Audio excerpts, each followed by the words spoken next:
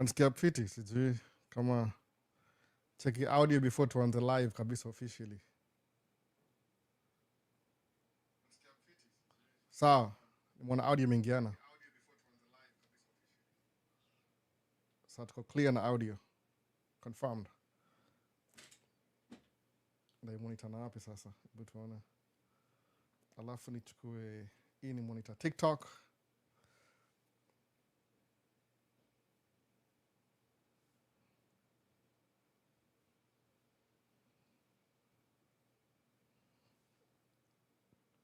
Channel the live. Niambie kama unanisikia poa kabisa. To make sure everything iko fiti.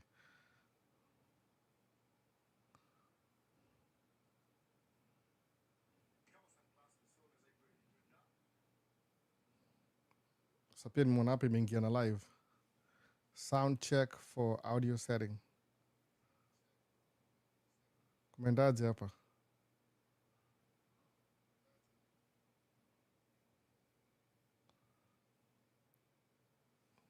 Uniona live ama?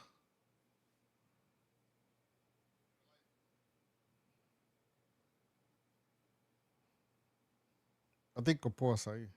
Kama sija mistaken.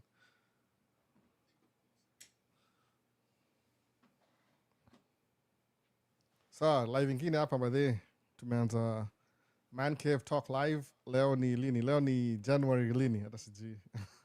What's the date today? January 11th, 2026, Sunday. Tumeanza mapema kidogo before mtoia amke. Tuendelee poa kabisa. So I hope everything iko poa. Sijui kama ina show everything iko fiti ama vipi. Try to make sure na monitor kila kitu sasa. Sawa, ndio hiyo naangalia YouTube wasa wameingia hapa hivi kiasi. Chani nani yako hapa?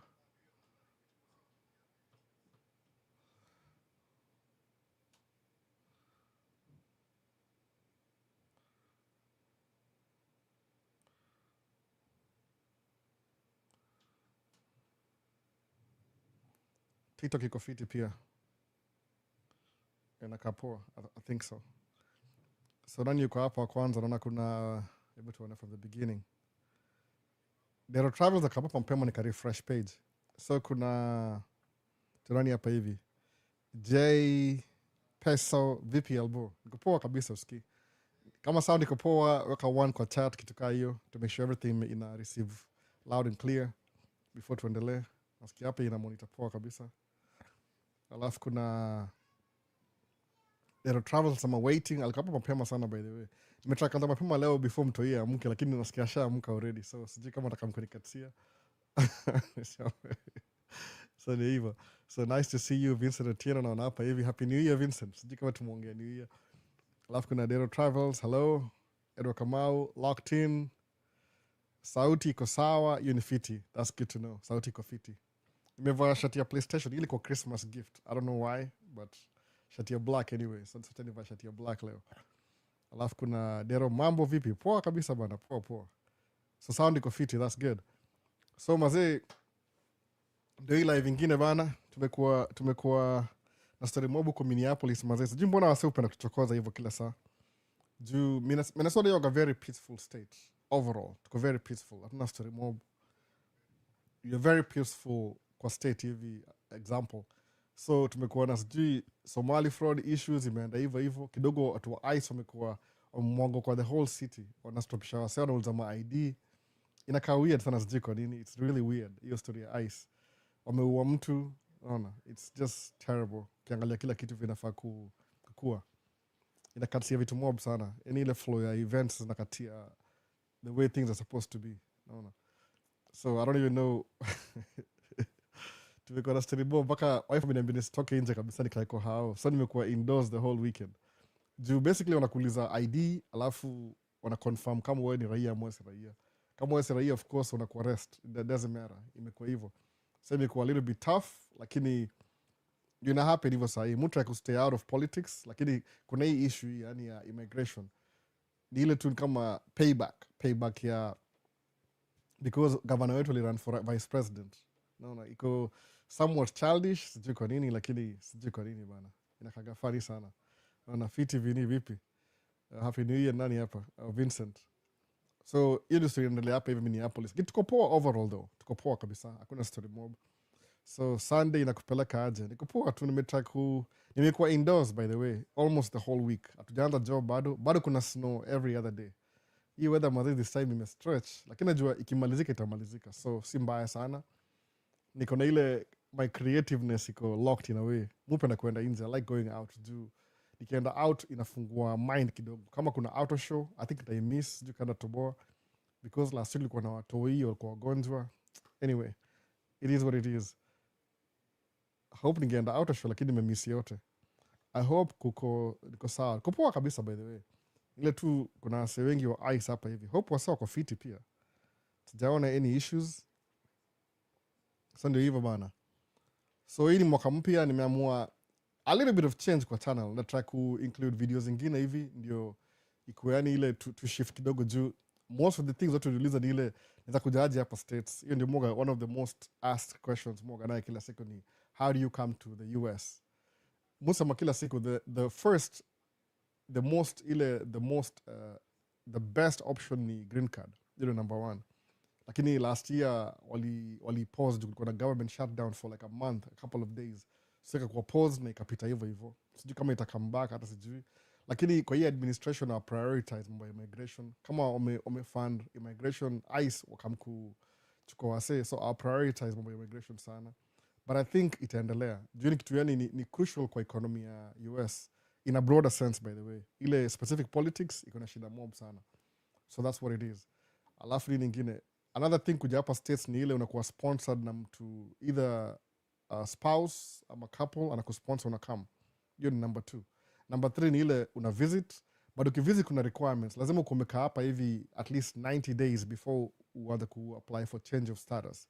Kile advice msee ni ile uza kuja hapa kuvisit, ukuja na job, hiyo ni job imekuita. Hiyo lazima ukuwe very professional juu. Au semaje, if there's any career ile you can find somebody in America for your job, alafu hauna reason ya kubring msee kutoka out of the country unless ni specific ni specialist in a particular field. That's how it works by the way. So wewe sema ati nda bring msee truck driver.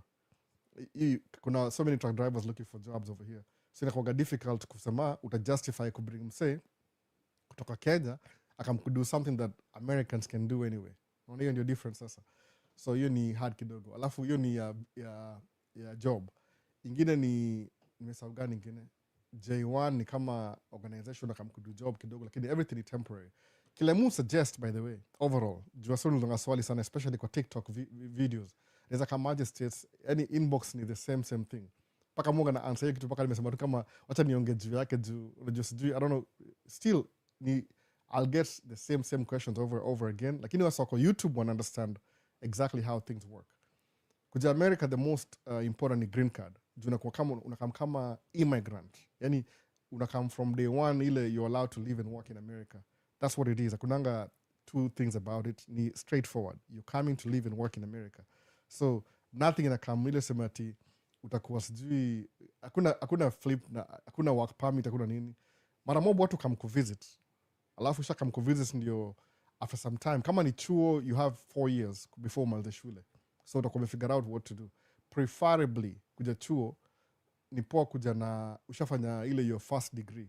Kama ni second degree, lazima ukwe very careful ukiattend interview. Unawaambia ni kama I'm going to get this specific skill from outside Kenya, sababu kuna university Kenya. Then I come back and uplift my community. Hiyo ndio argument moja kupata visa. Alafu of course lazima kuwe na finances at least kumilipa your first year ya tuition. Hii ni muhimu sana. Watu wengi fikiria tu nda show up kwa embassy alafu nilinyimwa. Ni ile watu wako ill prepared wakienda huko hivyo. Hiyo tu ni ile overall by the way. So nini nyingine nimecover na try ku skim through. So hiyo ndio chuo ni muhimu lakini lazima ukue preferably ku increase your chances of getting a visa ya shule.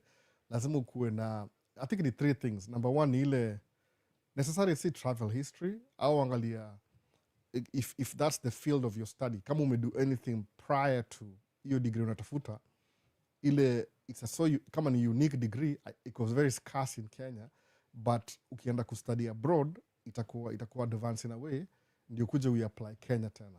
alafu angalianga family ties kama hizo. Hiyo ndio muhimu, because ataki force your way into becoming an immigrant through student. Unaona, si eti ni shortia, kunanga shortcut. Ni poa kukua ile street kabisa. Alafu msema kuja hapa states na upata kwa hapa states, the best thing ni ile unasema hivi, unasema utawaka na utaangalia ile uangalie sheria za hapa zikoaje, what do you need to do ndio ukue raia. Alafu the best umsema tafuta mtu professional, kama ni immigration lawyer akubreak it down akwambie this is how the whole process goes. Hii kuna more chance ya kuget, hii uta lose. Usijeftie mwenyewe kwa sababu hizo rules hizo change every year. Let me understand. They change every year. So huwezi guarantee ati whatever I did last year ita work this year. So kuna nini nyingine? Kuna swali nyingine hapa. Kuna pia ile ya citizenship by investment. Ya hiyo ni nyingine, lakini watu wengi wa qualify kwa sababu kapia hiyo ni kama you have to invest kama $1 million. Because when ni asset kwa US, watakuguarantee visa. Ukiinvest $1 million in something in America kama investment. But hiyo watu wengi kuja au watch channel wakona hawana hiyo do. Kama kuna mseza kuinvest akutume, ukamkuinvest sawa. Unaweza kama na hiyo pia. Utapewa ile uraia because they don't want ati ukuje uinvest hapa US alafu pesa yako ya profit tena inajitoka hapo inaenda place nyingine. They want you to benefit kuja hapa hivi straight. So hiyo ndio one of the things. Kuna swali lingine hapa TikTok. Albo question, you said long time ago bibi alikuwa anafanya nursing and you said about college fees in terms of college debt. Has it affected her? If so, how? Ni anafanya nursing ni hivi, ukuja hapa states ni kama Kenya pia. Ukiingia shule most of the time, as long as we're ni resident, kama ushaka hapa for at least, au sema, kama ni green card, ushaka after 1 year unakuwa classified as a citizen. Sababu, I think you kwa resident inamaanisha you've been in the same address for over 1 year. So una qualify kwa wewe ni official resident wa hapa hivi. Because you're a resident, umehold your address for 1 year, unaweza qualify for student loans. Kama wife you're gonna student loans. Student loans ni ile una borrow in advance. Ni ile they will pay for your education for 4 years, but once you graduate utakuwa na hiyo deni. Alafu utalipa pole pole over time as you get a job and everything. Kama wife you're gonna take 70,000 student loan.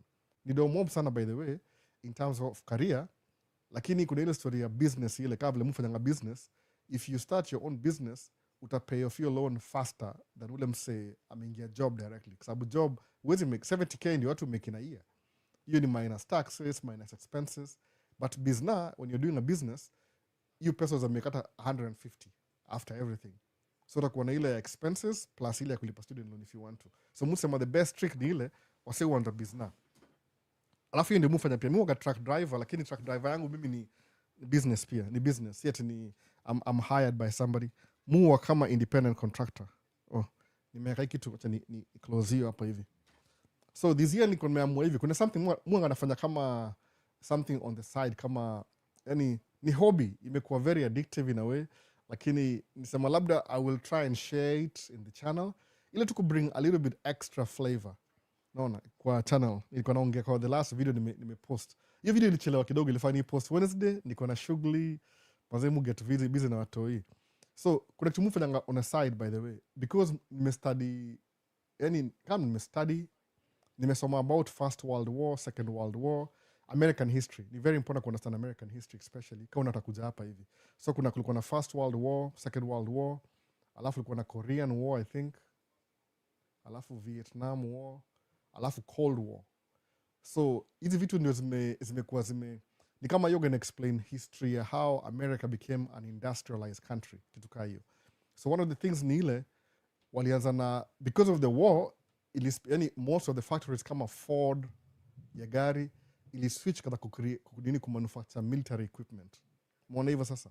So kwa hiyo history ya military equipment hiyo ndio ime leads to more innovations kwa story ya development kama hizi ma passenger planes, vitu kaa hizo. So nisemaje, because hii channel yoga mostly self-development na informational, once in a while nda make video about maybe zile ma planes mo collect. Unaona kitu kaa hiyo. So nisema hivyo. So collection yangu ya first nianza kucollect, niko naanza kucollect ile those United States Air Force, Navy and okay, Air Force yoga na ndege zake, Navy yoga na ndege zake pia. Alafu hata Army kuna ndege zake, alafu kuna Marines. unaona. So watu kuna yani army American army si ati ni watu wa ground tu na boots na tankers, hawa kana they are all planes pia, unaona, ile air support. So one of the most interesting story ya hizi ile story ya mandege from 19 I think 40s ama 39 to 45 in the Second World War I think. Ilikuwa one of the, kulikuwa na ndege moja ilikuwa before inaitwa sijui ni P-49. P-49 ilikuwa ndege ya military American Air Force. So by that time kulikuwa bado na segregation, so most of the watu weusi wako allowed kuingia military.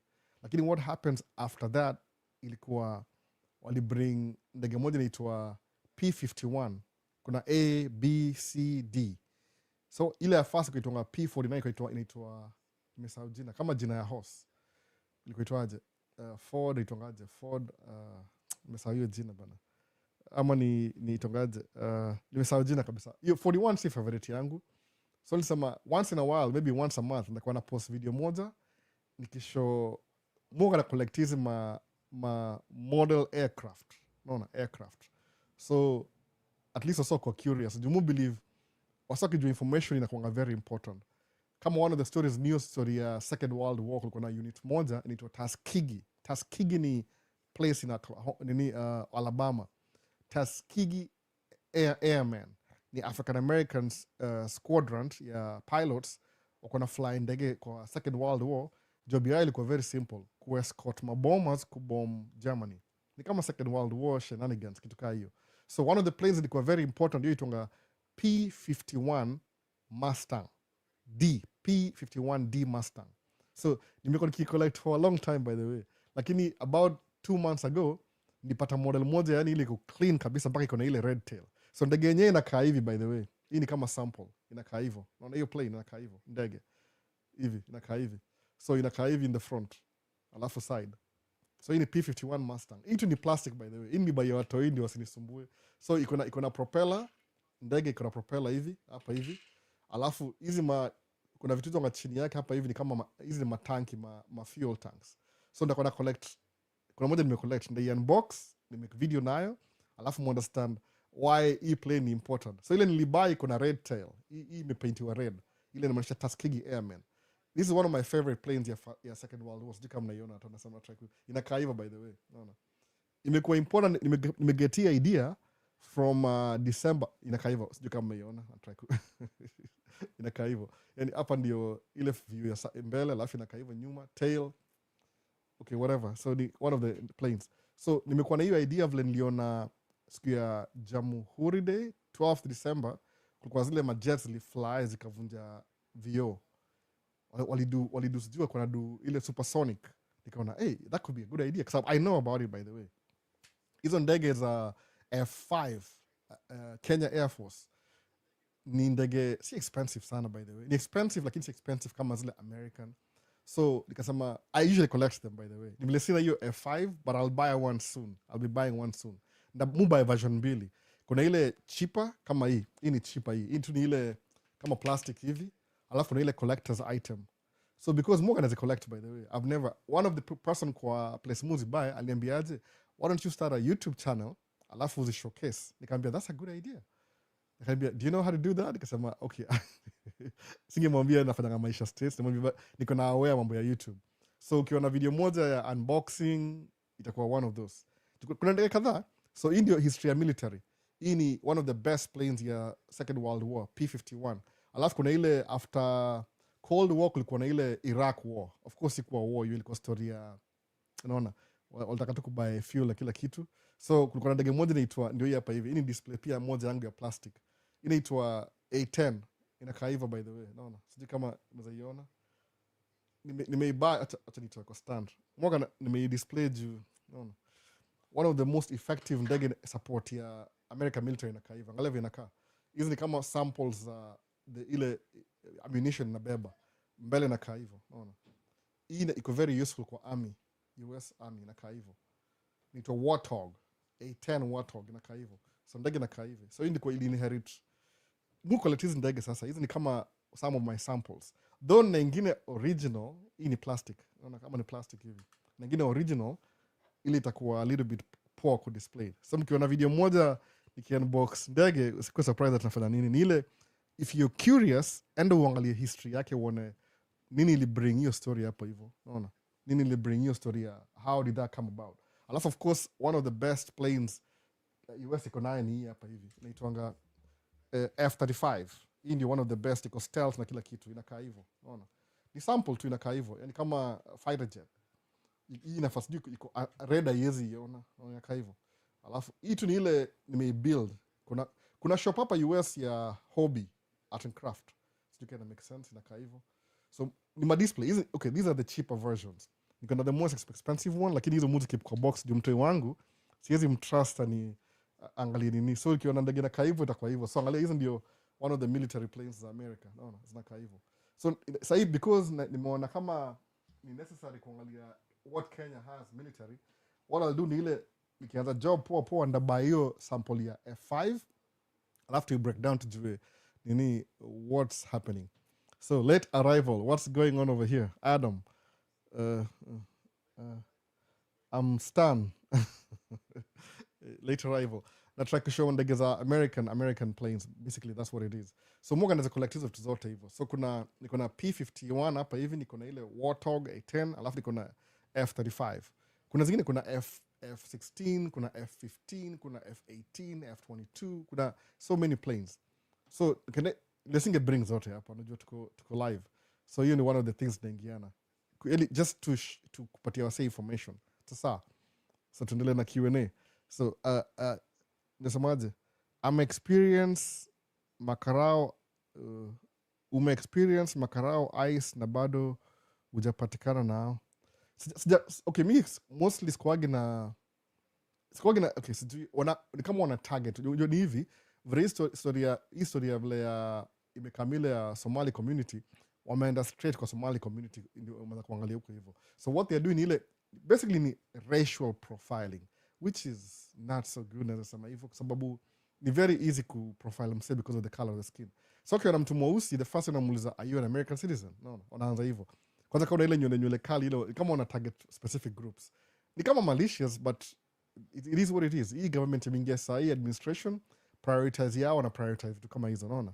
This is amazing bro, keep pushing. Adam, thank you Adam. So that's what it's the encounter au kabisa. I was trying to go out yesterday. Nikapata wife akaniambia no, don't go out today. Nikatry to argue, kambia okay sawa, you win.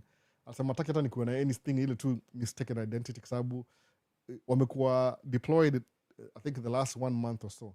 Alafu most of our ICE wako Minnesota, most of them live in Minnesota. Hata huyo mother anaishi hapa pia. So nashindwa, I mean what the hell? You're killing your own people. Naona enforcement kwa wangi hivyo kama kuna attitude fulani. Anyways, I don't really get it though. Muta keep out of politics sababu your rabbit hole iko very interesting. It goes to deeper places ile uwezi expect. So sija encounter ama karao. So vipi bro, getting you loud and clear. Oh, the Ochieng family, karibu sana. That's good man. Hii sound imenisumbua kadhaa. Need make sure sijaleta mtoia kuja hapa hivi anymore. Asinikatie. So that's what it is. So nini ingine kuna Niaji Albo watching from Tanzania while listening to your favorite song Power by Mbosso. Your song ni full sana by the way. Muisikiza najua mostly kinaisema power naishiwa power. Ni one of my favorite songs. Yani kuna playlist kwa simu, kuna playlist kwa Apple. Nisemaje? Unajua ukikuwa when you're driving hapa US alafu play Kenyan music, it brings you closer to home. Sijui kwa nini. Unajua okay, sahi because your song it's so new, sijaisikiza kama niko Kenya. So it makes sense more kama niko hapa. Juu every time nikisikiza nasikia poa. Juu ile hizo ma Swahili words. Power naishiwa power. Penzi lako midhani mizito. I would never say something like that. Penzi lako midhani mizito naishiwa power. Oh my goodness. Hiyo ni high level of poetry. Nasema hivyo. It's very creative by the way. Alafu of course kama BN kuna jonga songs za BN na kuna zijua under Sauti Sol. Kwa sababu unajua mostly kama kuna birthday, kuna wedding, sometimes party nini, hizo ni ngoma hizo play huwa. Kenya huwa au play ngoma either ama piano ama lingala za Zaire any African beat inaplaywaga any party ya African, so it's good to know unafeel ile presence, unafeel kama uko closer to home yakaga hivyo. So that's one of my favorite songs, Power. Hata sikuna jorani ameimba. That's why nilisema nilifanya hivi, I was recording the bag, hata sijaona ingine mpya. I think waja post anything the last 1 month and something, mix. So inasaidia, you feel like you're home basically, unafeel kama uko home, kwa muhimu hivyo. So nimeanza mapema kidogo, unaona. Power, penzi lako mizani mizito naishiwa power. Man, it's like skill wild for the first time. Unajua nini, kwa Apple Music ukiplay ngoma ni kama a cappella, you're gonna words pia. So if you want, you can actually sing the words. So ukising the words inakuwa more significant. Naona hivyo sasa. So hiyo ndio story nyingine. Nini nyingine nimesahau? Nisema ndaongea hizi vitu. Nimeongea sija go deeper, but I could go deeper ya mambo ya immigration. Especially kwa TikTok, kwa somo la maswali inaweza kamaje state kama truck driver. Inakuwa hard kidogo kuja kama truck driver because you have to be here first before uanze kuwa raia. Uanze kupata nini, si kama Middle East, but musema at least naona just for Rene's good, be safe albo. It's just nimewacha around mingi, niko tuko hao by the way, nimekuwa indoors since we are not working. Mostly mwaga squagi naenda kama sahi na trip moja na plan kuenda, discover a few days ago that kuna site ni funny by the way, there's a site kwa Minneapolis St. Paul International Airport, unaweza enda huko hivyo alafu ni kama plane spotting, ile una record ma planes zikilanda zikitake off. Kuna mse fulani yatonga MSP live, you enda huko hivyo the whole day once, sijui kama ni every day, ana record ma planes zikilanda zikitake off. This is something I'm really interested in because nishafanya airport so many times. MSP ni Minneapolis St. Paul International Airport so many times, na mu record video. Ni vile suambiwaga very strictly, kama uko na ile license kuingia airport ile kwa runway na kila kitu, usirecord kama uko ndani because ni story yani for security reasons. Ni kama somebody can watch my video because iko kwa ground, ni kama impatie ile information you're not supposed to. Ni kama place iko in a way federally protected. So nisema, if I can find a spot outside the airport, alafu ni record ndege zikiland ile illegally bila study mob, I'll do that. No. Kama niko ndani itakuwa a little bit weird. So musema sitaki kufanya hivyo because I'm pretty sure narudi kwa airport for the job huko anyway. Construction ijaisha, wana upgrade ile international arrival inaitwa gate G. Naona G ni kubwa sana gate. So I'm gonna go back to the airport anyway. So start record video Maisha States, alafu ipate ma views kidogo kama kawaida, alafu I end up in trouble. Watu wa review waseme, we're not gonna allow you to work here anymore because the last time you're here you record video na ili compromise security. Vitu kama hizo, kuna vitu you don't want to do just in case. But because there's a legal place, kuna place iko allowed. Hata ni funny by the way, your place hiyo legal iko allowed, I guarantee nilifanya job huko. I didn't know what they were building then. Tulishow up, tukachukua mchanga, tukaletea mchanga, tukaenda. Kumbe ilikuwa a viewing spot. Ni kama plane spotters, kitu kaa hiyo. So because ni mwoga na ile lens kubwa ile, I'm going there. Hata nitakwenda huko jana by the way. Wife akataka kabisa sema no, I don't want you to get in trouble because of history ya shooting. Minnesota is very peaceful by the way, generally speaking. Ukiangalia out of 50 states, Minnesota iko top 10, actually in top 5 kwa quality of life. Kuna baridi, but kwa quality of life kusema ukweli kabisa tuko top 5. So it's a very peaceful state. Na government ya hapa ni si conservative ile in terms of politics conservative. Ni conservative, naona. Ni conservative as in conservative from conservatively ile in terms of lifestyle. Lakini si conservative like conservatism like liberal ile politics. No. So it's a really good state to live in. Top 5. So what's happening ile inakasirisha watu wa Republicans because hawezi penetrate wa infiltrate hii state because iko very stable. So I'll try kama sasa hivi I know the politics mu record wase kuna candidate mmoja wa governor na mrecord by the way. Hata aliniambia nikamrecord jana just kuna time. Wife alikataa. Sema kweli wife akasema usiende huko hivyo because ilikuwa countryside. So nikaona I don't want to go there sababu ni countryside. Kienda huko hivyo it could be a problem sababu ni in the middle of nowhere. Alafu ni 2 hours drive away, alafu 2 hours drive back. Kaniambia no, don't go there. do it around the city. So I won't do it.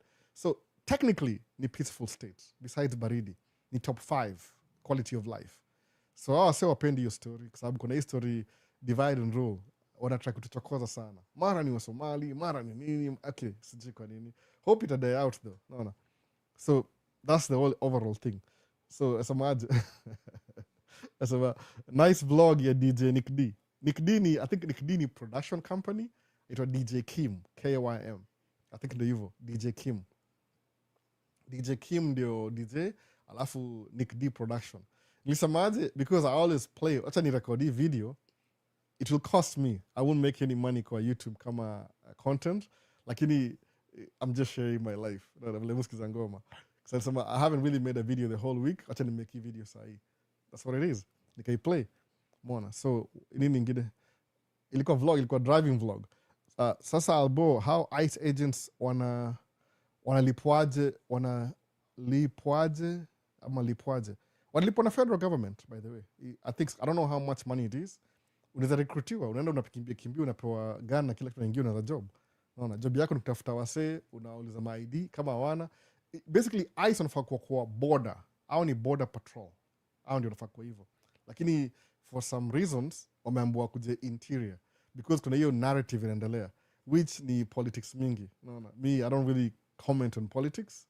I know what I know, but spending kwa opinionated, mpenda kwa neutral kwa sababu nini yangu platform ya hapa hivi ni ya kila mtu ku watch, si kitu specifically na hii politics, ni kitu iko overall. Unaona, ile tu nataka kusema mtu kuingia neutral, niko neutral kwa kila kitu. Kuniambia religion, I'm neutral. Politics, niko neutral. Everything, kusema marriage life, neutral. Unaona, kwa sababu ni the most important thing kwa hii channel ni ile sema hivi, musema ni ile positivity na kuinfluence personal development. Hiyo ndio, those are the things that really are important to me. Si story ya who's winning, who's losing, don't care about that. No. Ile tu, are you winning personally? Kwa sababu kuna vitu unaweza kuona follow through, ile generally azikusaidia as an individual. No, ni kama distraction. Alafu nisemaje, I'll use a subtle way kuambia wasee exactly what I mean by that. Ile sitakuwa upfront, but ile kama kuna akili understand. Hebu niambie, for example, ukisema kama wewe ni fan wa soccer. Okay, soccer gani yoga famous? Premier League. Kuna sijui ni hata nimesahau timu zote. Niko msawa Arsenal kitambo. Kuna Man U, kuna Chelsea, nimesahau gani nyingine, kuna mob sana. So sema okay, wewe ni faithfully, religiously unawatching game zote za Arsenal. Okay, kama wewe fan wa Minnesota Vikings, wali lose, waendi waja advance kwa playoffs, wali lose. So until next season. Sawa. But ile squageti die hard, I have to watch all the games.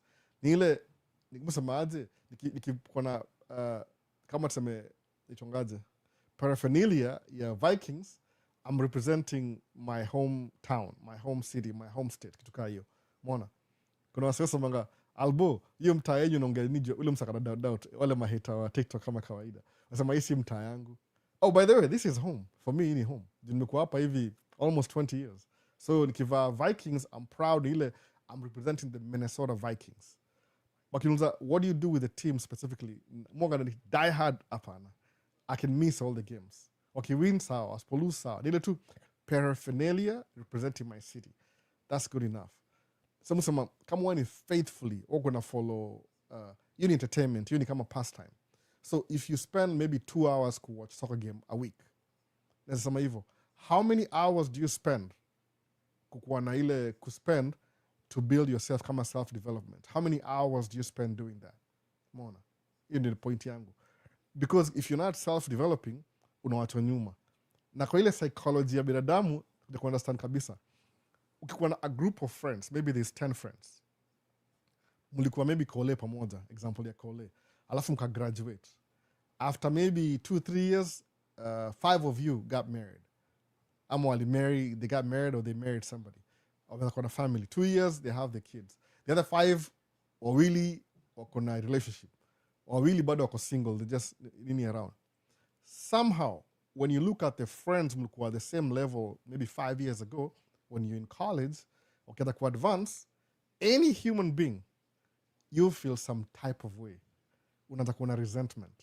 Oh man, now I'm in even personal experience. Whenever your friend starts doing better than you, utawafurahia. You'll feel good. Oh man, I feel good for these people. They're doing so well. Lakini somehow in your mind, you'll feel like, why am I being left behind while they're advancing to the next level? Utafilile resentment. Alafu at some point, if kamali usemeaje, nime accept. The reason why I'm feeling resentment ni ile, wananiwacha. They're leaving me behind. Like, I don't feel like I'm progressing. Lakini kumbuka kitu moja, kila mtu yuko na life yake. My life is not your life, it's not somebody else's life. So kile musema ni hivi, kama we're gonna watch entertainment, you entertain yourself. Kama una spending 2 hours, account for your life, by the way. Sema hivi, I know I can do this and this and that. Kama kuwatch game ya Arsenal or whatever. Lakini besides that, every day I spend 15 minutes learning something new. Mwona hivyo? Learning something new that I don't really know.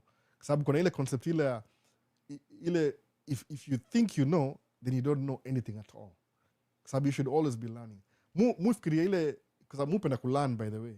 Either by, hata as I watch maybe 1 hour entertainment, alafu nichukue 2 hours documentary, alafu nichukue maybe another half an hour learning something about something else. Mwona hivyo? Ile tu diversify.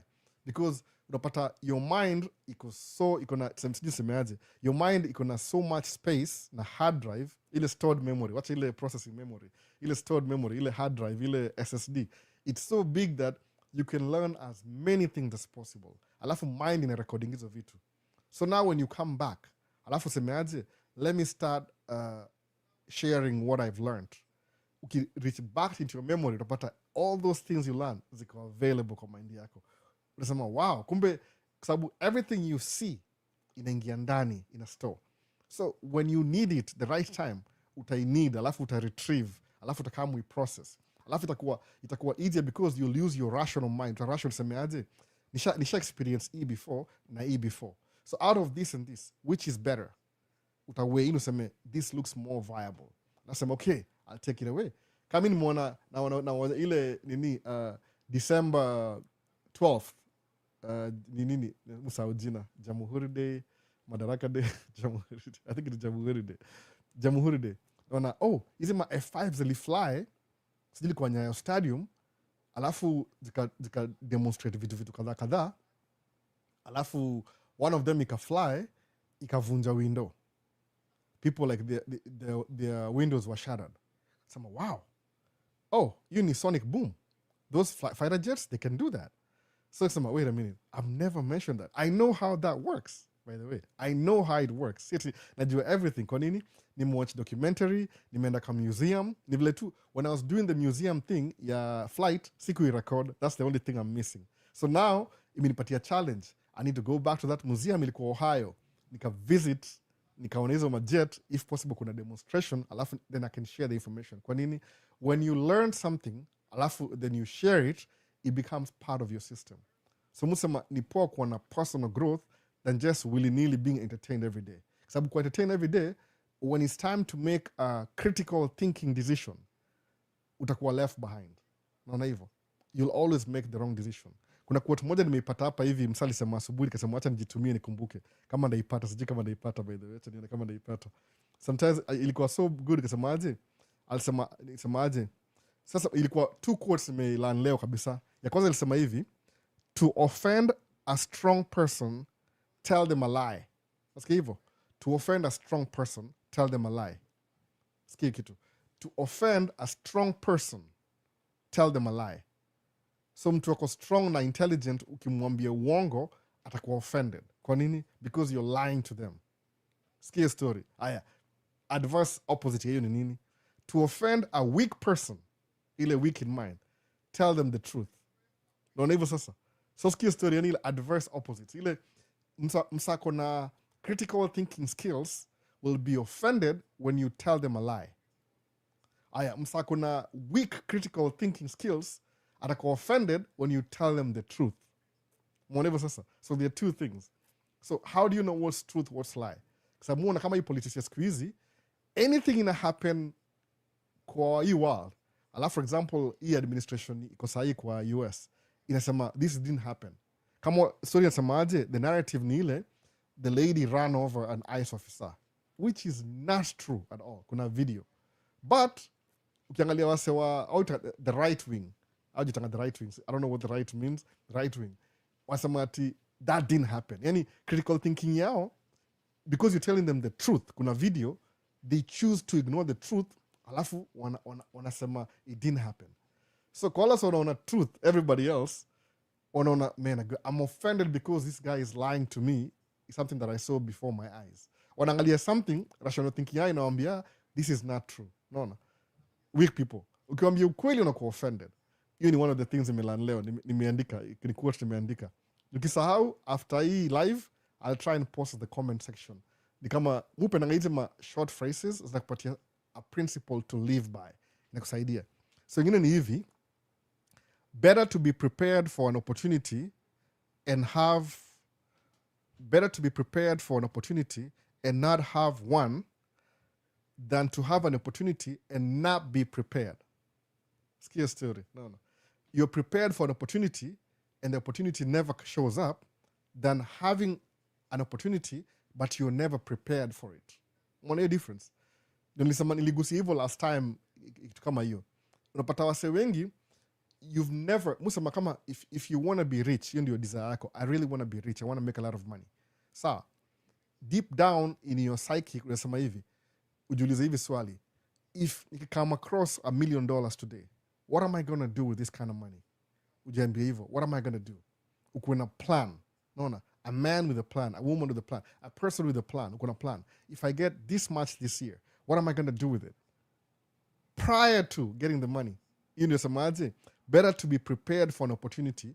You should be prepared for that opportunity. Ndio arise, your mind psychologically is already prepared. Then the adverse opposite, ukona opportunity na show up, wins do how many 170 million, then now you're trying to figure out how to aita work out. By the time una figure out, utapata hiyo pesa karibu 70% imedisappear. Juki win kama hiyo lotto, sometimes kuna taxes depending on which state you live. Taxes could be 30%, so utabaki na 70%. Alafu watu wengi afikirianga ni kama hii pesa itawaiisha.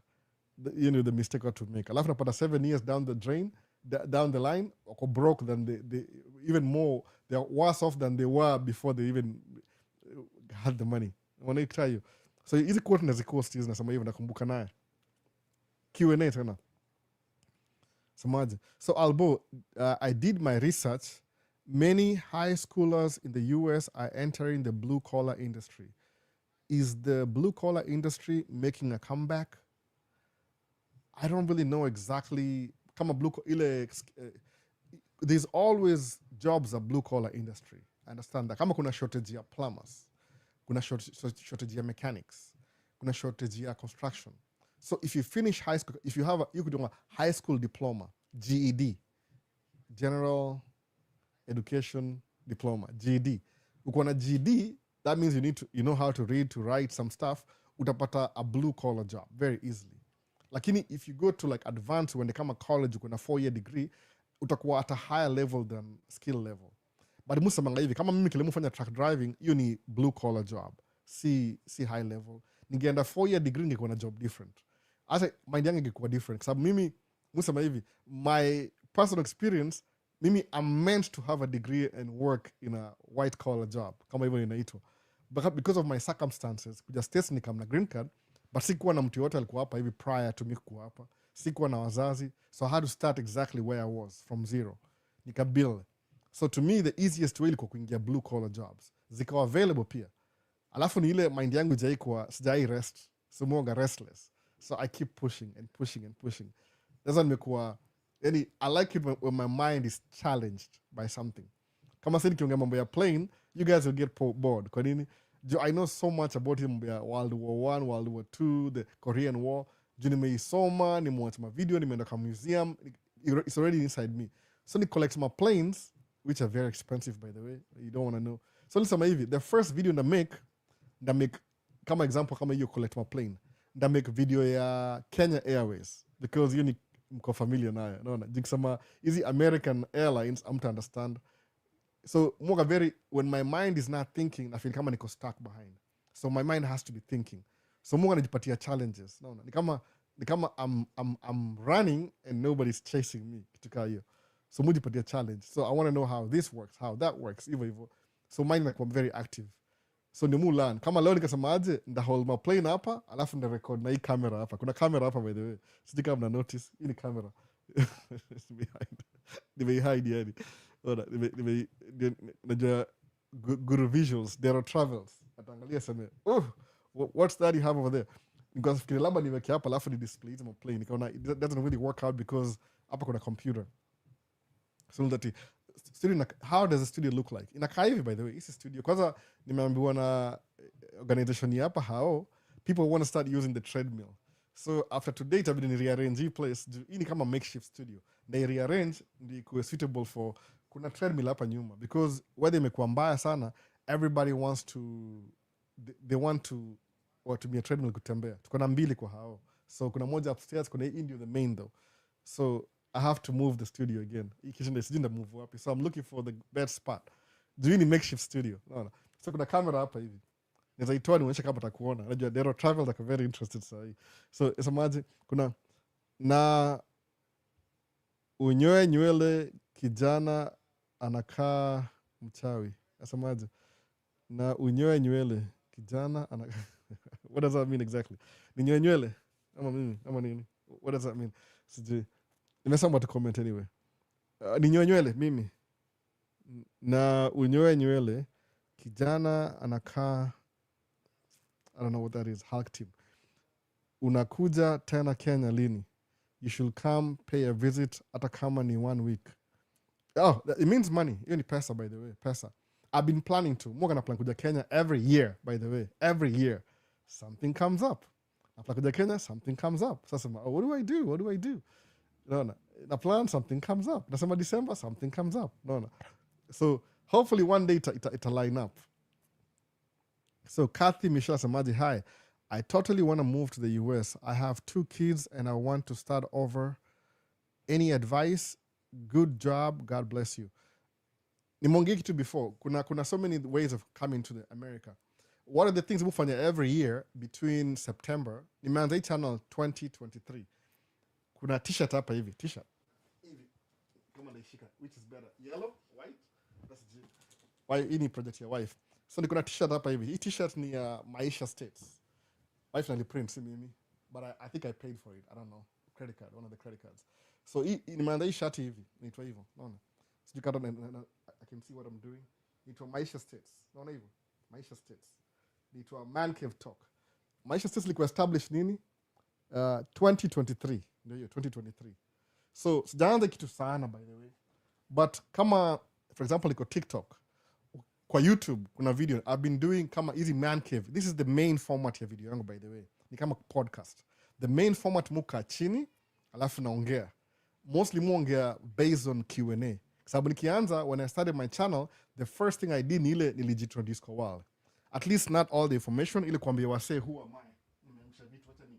Let me tidy up. Sitaki kuwa okay, sasa sitaki kuwa cocky. So nimeanza hivi.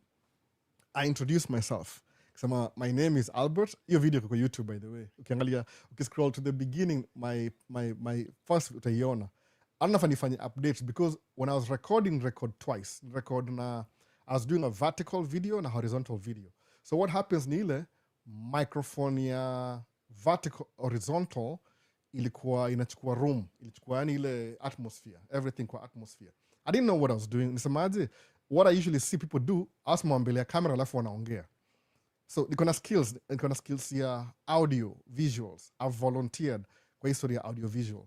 So what I did ni ile I introduced myself to the world. Ilikuwa Swahili speaking thing. So this is what I'm going to do. Najiintroduce. Then what I do for a living. Kama video moja, I'm going to work. Ilikuwa winter. January, February hapo. Alafu, after that, ikisema, okay, this is what I do for a living. Nikaanza channel hivyo. Because of that, people got curious. Albo kamaje States. Nikaanza ku-explain kila kitu pole. So kuna vitu nimelearn just by starting a YouTube channel. Kama nianza conversation. So, India, the main format here channel, itonga Man Cave Talk. But technically, because everything about myself nishaongea, by the way. I've already shared most of my life that I can share online. Everybody knows who I am. Wala wanajua. So there's nothing new to share. It's just I'm getting older every year, basically. Every birthday I get older. So, one of the things. One of the things people have ni they want to know how I came to the US. Mara mo patia my first video, nime explain everything, who I am, my name, kila kitu. Channel ito Maisha States, but jina yangu ni Albo, even watu nita Albo. Ni kama alphabet ya Kenya. Kuna Alba, Albe, Albi, Albo, Albu. Alafu ka realize hiyo alphabet hiyo ni ya Kenya. America ni Albe, Albi, Albai, IOU. Albu. Albai, whatever. So, hivyo. So basically, format ya Man Cave Talk, yoga Q&A. Everything I do every Sunday kwa hii live, which I'm recording pia, kuna recording hii video. Kuna recording na ipost kwa Man Cave Talk. Ito Man Cave Live. So that's what I am. This is what I do. Any video mood do during the week, either I'm sharing a little bit of my life, what I do. I love sometimes because I like recording. Mupenda record video. That's one of the things. I love recording. Audio visual, I used to volunteer a lot. Sahi imenishika, I'm very curious about it. So mu push the limit. I try and learn as much as possible. One of the biggest questions was Albo ulikamaje States. Tangu nizaliwe mimi, tangu nikuwe adult, I always knew that come States. So ilikuwa one of my dreams. Actually, one of my friends remind, aitwa Josephine. Aliniambia, Albo kwa sabanga utakuja States every day kwa sabanga hivyo. So it's like, I was speaking these things, ni kama ile manifestation, and they actually happened. No. So now it's like, it actually happened. The thing that I was speaking, it happened eventually. So, ukisemaje, I'm a skilled worker, especially nurses still coming to the US for work since you utakuja, kuna vitu utakuja. But, utakuja tu ile ati there's a process behind it. Kuna preparation, lazima understand how the system works. Basically, if you come into a new country and you have to work in the country to make money, lazima gava ikuallow. So there's some visas available for that. Kuna wasa kuna ma-agent, but musemangaje, do your homework, do your due diligence. Nurses are required in most places in America. Musikia kuna kitu ofuna ngitonga NCLEX. NCLEX ni kama nikitry ku-apply kuja university a couple of years ago, wasema I have to do TOEFL. Do English as a second language, ile proficiency, kuonyesha you understand English, because it's an English-speaking country. I'm a Spanish peer. So, understand this is my process. What do I need to do? So, over time, kilimufanya ni hivi, sometimes I make videos during the week. They're not the most interesting videos. Let me try and share. Nilipatanga hiyo idea kwa one of the creators. Maje, Albo, usidu video once a week, alafu disappear. What makes people, the algorithm easy social media na work, you have to be consistent. Some level of consistency in a make sense. Kwa nini? Because you're always showing up. So maje, I have to figure out how to incorporate my daily life, a snippet of it, during the week, ni make video. So mostly, the other videos besides ya could sit down with very expensive cameras, record, very good quality and light, controlled environment. Musama, I'll make a video when I'm driving. Alafu, another challenge, by the way. How do I get the video right? How do I get the angles right? How do I get the audio right? How do I edit this? So nipatia challenge. Alafu, how do I remember what I want to speak about? So nipatia challenge. Nisemaje, if I'm going to be creating content, lazima ikuwe part of my life, alafu in somehow ikuwe automated. No, iko automated. I don't have to think about it. Ni kama natural, second nature. So, all my cars, nikona gari mbili, all my cars, besides gari ya wife, zikona some kind of way ya kumount camera.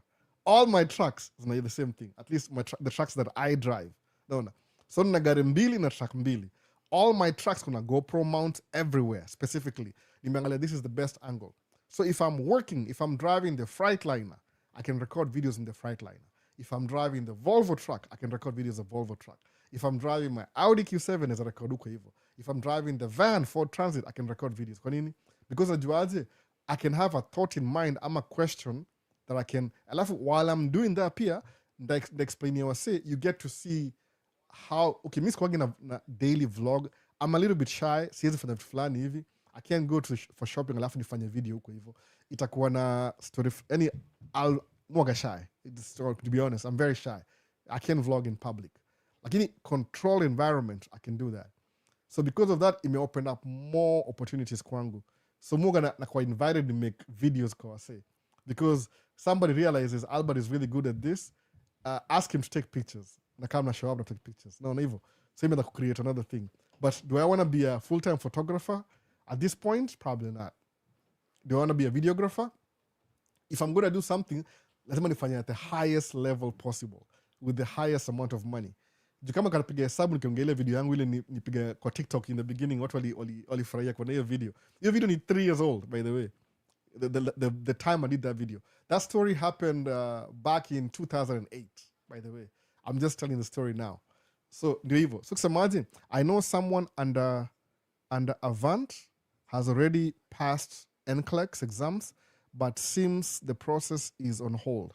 Yeah, it could be because kuna hiyo story ya immigration.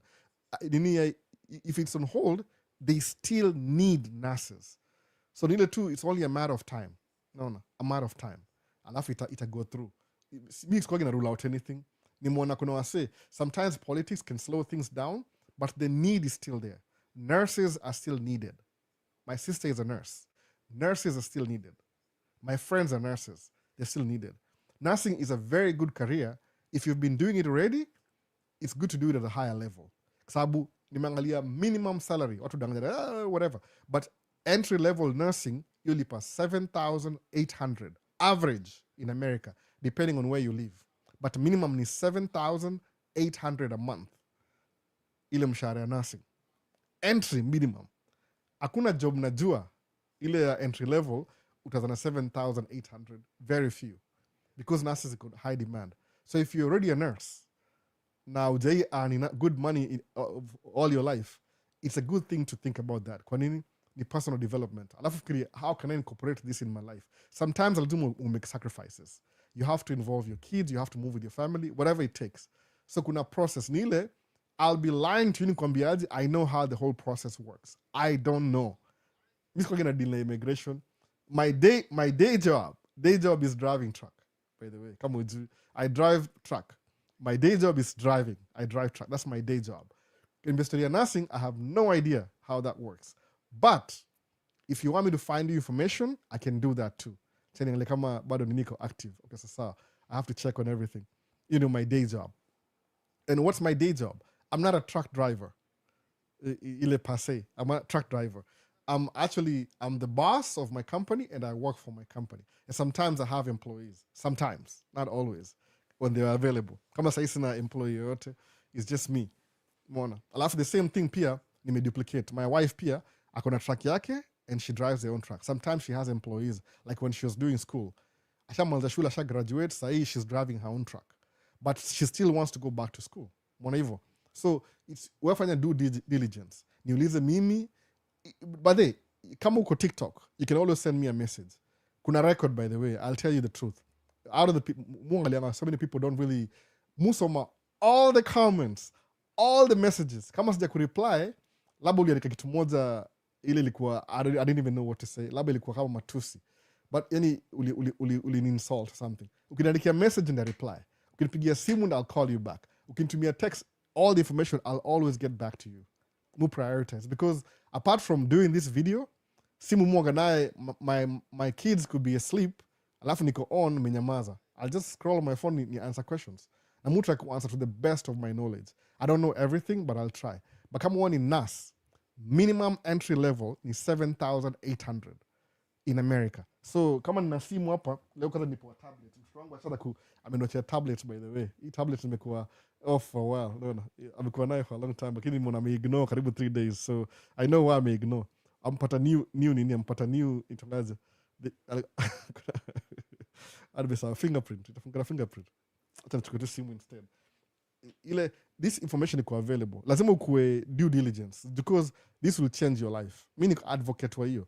So kama NASA olipoaje, example, 7,800 a month. Maybe even before taxes. It doesn't matter. Tuangalie tu gross. Times 12. No. Hiyo ni easily 93,600. Na hii tu ni ile hours za kawaida. Ukienda overtime, 6 figures nurses job na wewe ni nurse already na hii ni RN, hii ni registered nurse, si ule kuna degree. Ile kuna RN ni kama nini sijui nitaaje, ni kama diploma, si degree bado. So if you have a degree BSN, it increase to maybe I think in 10,800 or something like that. So already 6 figures. So kama wewe ufanyanga nursing, you already, wewe ni mtu already uko 6 figures already. Take your maji mazini nasikia.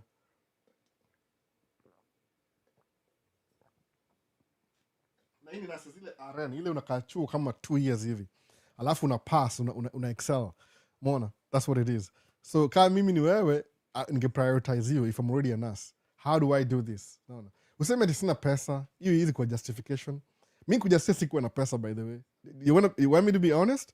Nikamsema sikuwa na pesa. Maybe plane ticket ilikuwa my dad paid for it. Kuja niangalia tikiti nikapata tikiti yangu nilikuwa nimebukiwa tikiti already, then I had to postpone for 2 weeks.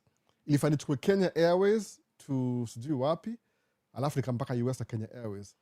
Nikamiss hiyo date, ikabidi ya postpone because visa yangu ilichelewa. I was missing one of the documents, ile certificate of good conduct.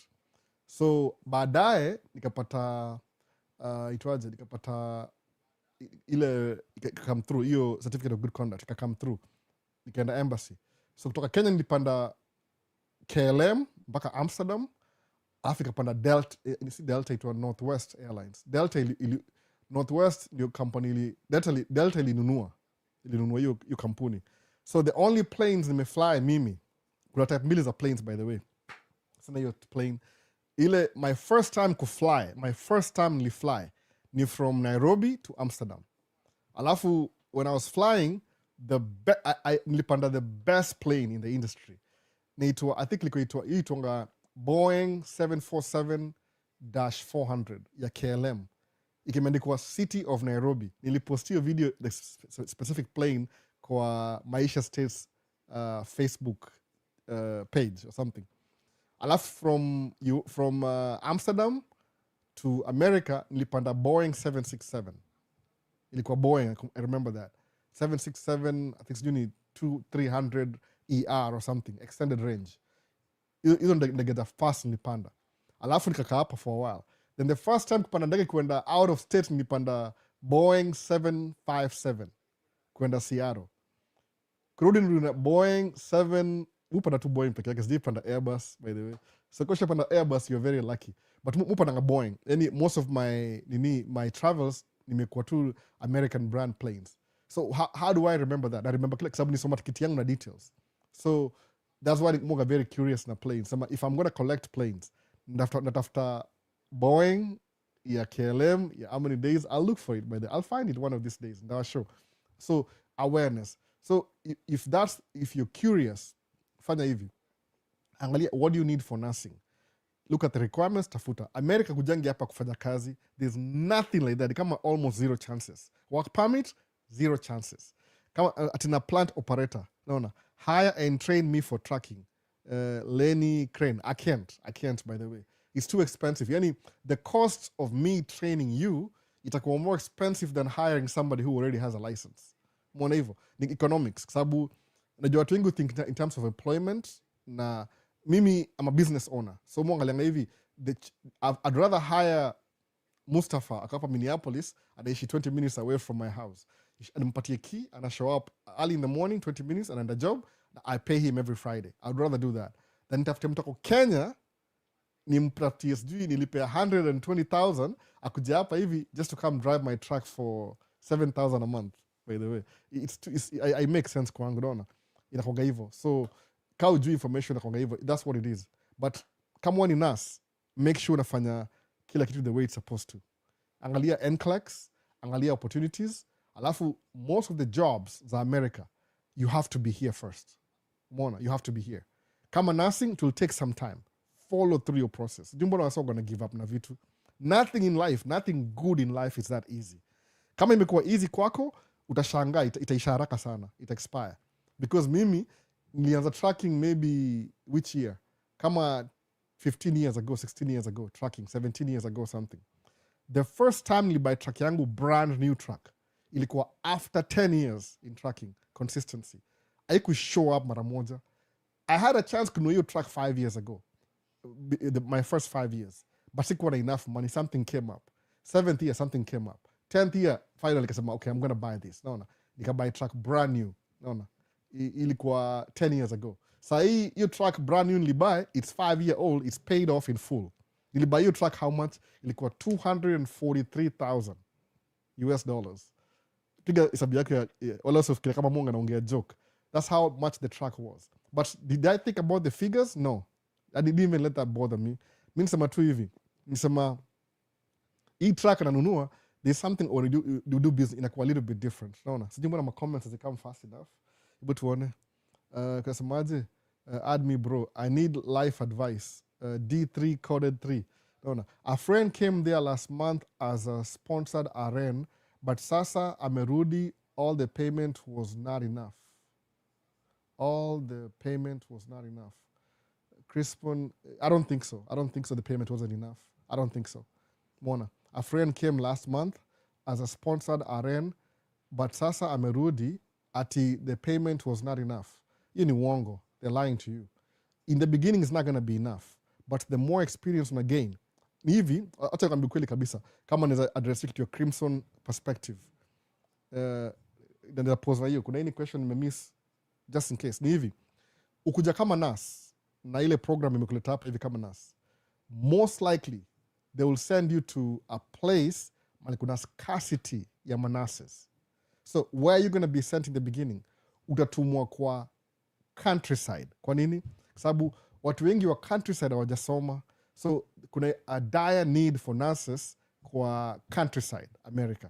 Watu waupe uta experience ubaguzi, but that's okay. What happens ni ile you will work for 2 years kwa countryside, then ushakuwa na experience, experience nini, then after 2 years, because kuna ile record ya experience, maybe kuna na work permit, then you'll after 2 years maybe ile company mkuleta contract to expire, then you'll move to the cities uanze. So your friend wako ni ile, they wanted things to happen so fast. Watu sawa hivyo.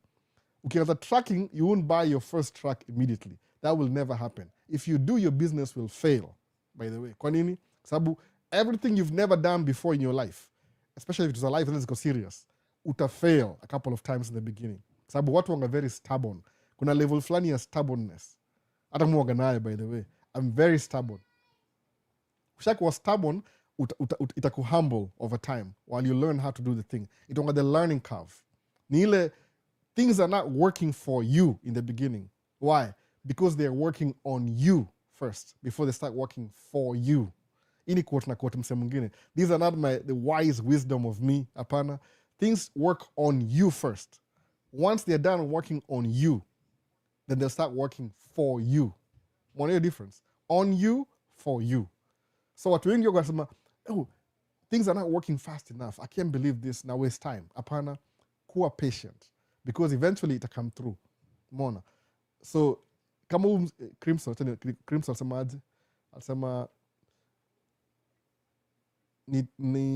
nitajisponsor bro, wewe ni kazi tu unanipea. I can't give you Collins or what. Siwezi kupatia job. Ukijisponsor, kama wewe ni raia already, I have to hire, the only people I'm allowed to hire mimi mwenyewe kama na hire mtu, you have to be an American citizen, period. Siwezi kuhire kama outside because you have to file taxes. I have to withhold your money that I'm paying you. Ni documentation. Yani unless you're asking me to hire you, alafu nifanya vitu illegally, then I end up in trouble. I can't do that. No, it's not worth it. Why should I hire one person that gets me in trouble? I'll never do that. No. Mweka everything legit. Because I spent karibu 20 years in this country building my life. Siwezi ruin na one person. I give example either how extreme this is. Kukuhaya lazima ikuwe American citizen. So musemaje, instead of me taking the load ya kubuild wewe, if it's my brother, that's different. My brother nilimlipia kila kitu. My youngest brother. Si young sana, he's old too. Nilimlipia kila kitu because he's my brother. Hiyo ni family. No. Whatever it takes. Hata akinifanyia vitu mbaya, I don't think inifanyia kitu yote mbaya, but ile is my brother. Hiyo ni different. Because ni familia. But somebody else, kwa ile video, kama uliwachia video semaje, I'm not responsible to make your life better. It's kwa labda ni live hapa hivi. You're getting free information kwa live. But I'm not really responsible for your life. Lazima wewe uchukue initiative, you bring yourself to the proximity of me. Kama kuna proximity to me, then you're the other partner kusaidia. Unaona, kama suppose uko hapa Minneapolis already, ushapata license already, ni process by the way. Watu give hata before waanze. So you a friend Crimson perspective, I think alikuwa too impatient. You will get low pay in the beginning. Mimi nikuja hapa hivi kuna story yangu nikupatia story semaje. My first job nilikuwa nalipwa $11.75 an hour. Sawa, hiyo ni first job. Actually see hivyo. My first job was $7.5 an hour. Sawa. You see, okay, ukisema Kenya shillings ni domob sana, but ukuje eti America ulipwe American dollars alafu life ni kama Kenyan, hapana, ni different. $7 wewe ni poverty. You're in poverty. You ni poverty wages, by the way. $10 ni poverty wages. You can't buy nothing. Karibu niseme nini mbaya, word mbaya. You can't buy no ish. Na hiyo $7. It's a little bit of money. So niko liponga $7 an hour. Alafu nafanya kaonaje, the only way to survive ni kupata a second job. So what do I do anyway? Namka asubuhi the whole day, naingia job ingine ya pili. So 7.5 ni ndio sijui the minimum wage. No, you can't do anything. Huwezi buy gari, nothing. I mean, kama unalipwa $7 an hour na uko Kenya, that's different. Kwa sababu itakuwa domob Kenya. But hapa hivi, that's nothing. No. Kurent apartment, 1 bedroom, ni $1,000 minimum. $1,000. So kama kuna 7,000, piga hiyo hesabu sahi. Kama watu wana kama ni domob sana. No. Seme 7.5 times 40 hours a week times 4. No. Hiyo ni 1,200. So $7 an hour, hiyo tu ni kulipa rent peke yake. So meaning, for you to survive the $7.5, lazima kuna roommate watatu. Ndio rent yako bala ikuwe $1,200, we divide times 4. Ikuwe ni $300. So, yani, kuna ma roommate ndio barely usurvive. Naona? That's what $7 is. So, per day, kasemaje, what can I do? Jumi ni kitu moja, nikamuku na green card. Niko na makaratasi from day one. That's the beauty of green card. Niko na mapepa from day one. Yani from, nikilandi hivi after 1 month kapewa pepa. What do I do? You understand green card the privilege to make money the fastest possible way. Nikaambiwa tracking, nikaona check ya mse, nikaanza tracking. Sikuanza tracking kama dereva, nisemaje, I'm starting off as a driver to build my way ninunue equipment yangu. Naona, sababu ligundua, you only start making money when you buy your own equipment. Kwa nini?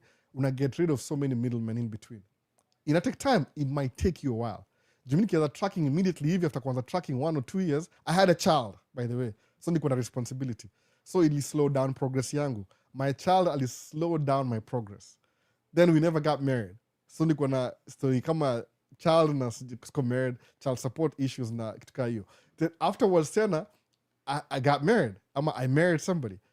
Then I had more kids. So I have to increase. So sometimes ni progressive growth. No.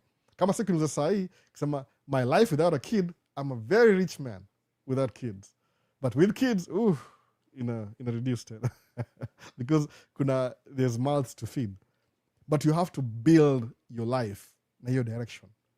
Kuna wasi wakada hiyo, they're thinking about winning, alafu they don't want to go through the process. Is it, atanyangalia Q&A, kind of makes sense. No. So, asamaje, is I-30 petition still working? That's true. Alitumwa countryside. Yeah, that's true. Yeah, angevumilia. Maybe ako too spoiled. Unaona, huyo mtu wako kupitia hardship, amekuwa too, everything is handed over to them. Ingia ukule ngumu. Pay your dues. Pay your dues. Watu sawa kitu moja. The only time you'll experience that is ni kama a passage of, a rite of passage or something like that. Pay your dues. Unakuja America kama nas. Naona. Hii visa ni very exceptional. Unapewa visa uende countryside. Go to the countryside. Kaa huko 2 years. Build your record. Pewa green card. Pewa uraia. Kuja kwa cities. Your life will never be the same again. Mimi nilianza tracking hivi. Nipata license, nikaingia Swift Transportation. Niko kampuni, Swift. Swift is one of the companies with the largest trucks in America, fleet, but drivers wanakuwa underpaid, especially as a new driver. Kwa nini? Because it's so big that our act kama, you just a product. Wewe ni kama tu employee. They don't really know who you are because ni company kubwa. I don't know how many trucks they have right now. Ilinunuliwa na Night Transportation. Swift Night. The same thing, by the way. Related. Naona. Hiyo ni kama kampuni ya Mormon alafu niko Utah na Arizona, something like that. So nilipay my dues. I drove over the road for 2 years. My first 6 months, I was making less money than what I was making doing 2 jobs. But nijua one thing, after nisha pay my dues, after nisha go through learning curve, experience you have to, eventually ndakam above. What do you expect? Unataka tu wewe ni princess, ulizaliwa leo na uko na golden spoon kwa mouth, wewe ni royalty from the beginning? No, most people you have to go through the trenches ndio warise. Ni kama learning curve. So I drove for 2 years. I hated it. No. Nikasema, if there's one thing, nataka big tumoja, very good advice. One thing you want to do in life ni ile, find the worst job possible that you hate with all your heart and soul. No. That job that you hate so much, alafu unaenda kila siku, it will teach you a lesson. Itakutoa hapo kupeleka place you're supposed to be because you hate that job so much. So that's what I would say. No, tafuta job. Kama alienda country akasema ati ame give up too soon. No. You're giving up before you even get started. Anyway, wacha basi rudi kwa comfort life kama nataka hivyo. Ukiona msee, unajua watu wengi sema hivi, kama usemangaje ile madem autaka mtu anawaoa, you have everything in place first. Kwa nini? Hata wezi in terms of marriage, ile heterosexual women wataka mtu, somebody who will take care of them from day one. Ataki juu ati, I'm still getting my degree. I'm not, kwa nini? Sababu unajua kuna kitu happen na madem. Ukimuoa, they'll have a kid. Watakuwa na 9 months wako pregnant. Then they'll need a couple of years to take care of other kids. So they want to know that kama ndawa mtu, juu ni kama men, you don't get pregnant. Women do. So wasemaje, in my lowest point, I want somebody I can count on to take care of me. Kwa nini? At least nikule, nilale. I don't have to worry about stuff. Si ati niko na mtoini and a job bado. They don't want to think about that. Ile tu, the best case scenario. So when they are picking somebody who's going to marry them, I'll pick wase somebody who's going to take care of me. Period. So mwanaume, because uwezi kuwa na mimba, what do? Una try as much as possible ukuwe na do so you can take care of somebody else. Very simple. So inakuwaga hivyo sasa. Niko nakuja ama nini? Wakamkulikatia live bana. Iko hapa hivi. Anyway, tuendelee. So truth, Crinspoon, that's true. Alitumwa countryside. Huyu ni privilege, ako spoiled. Nafarudi tena in the countryside for 2 years. I experienced racism. No. Is I-30 petition still working? I think so. Na form ya za mkulima ndio kama mtu wa mkono. Asi mtu wa mkono si ukulima. I-30 still petition still working. It does work still. Ni law, by the way. Very true. Nilimwambia akuwa patient akakataa. That's true. Naona Crimson akakataa. Kama naona hiyo $7 ni more 700, so bana na thanks aki ya anasijua sema wadi meshikana. Naona young asemaje, you compare na life ya huko, mkate uski ni kama $4. Yeah, mkate ni $4 by the way. Ile mkate mununua, ile my bread ile mununua ni $10. So kuna bread yangu ni $10. Itonga Ezekiel bread ni $10. Aina hizi ma extra sijui nini. Ile wajiyekea ile ni natural, inaharibika after 2 days. So you have to refrigerate. Itonga Ezekiel bread. Mununua mbili, $20.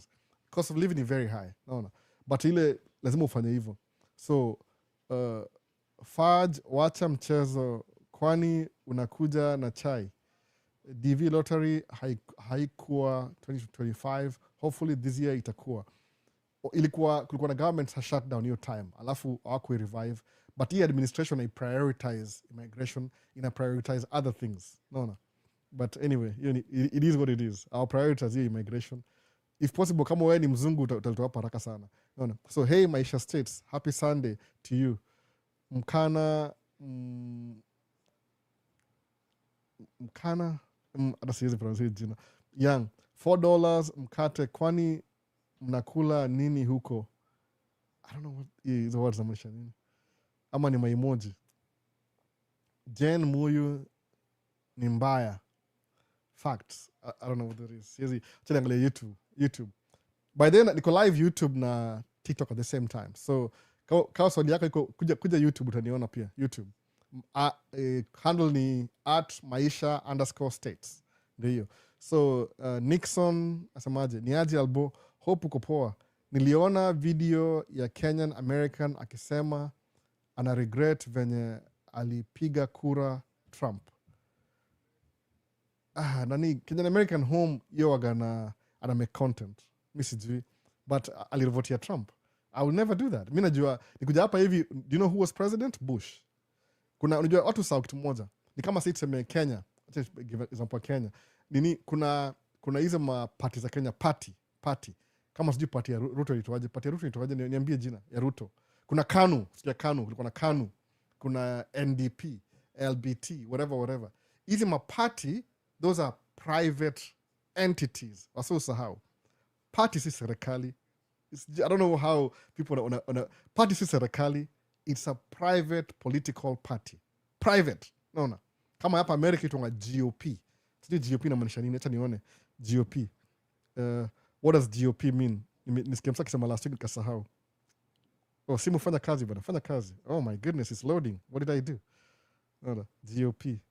Open tab. Clean tab. What does GOP mean? Naona. GOP ni party moja.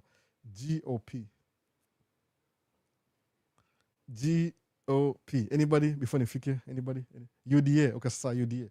GOP mean.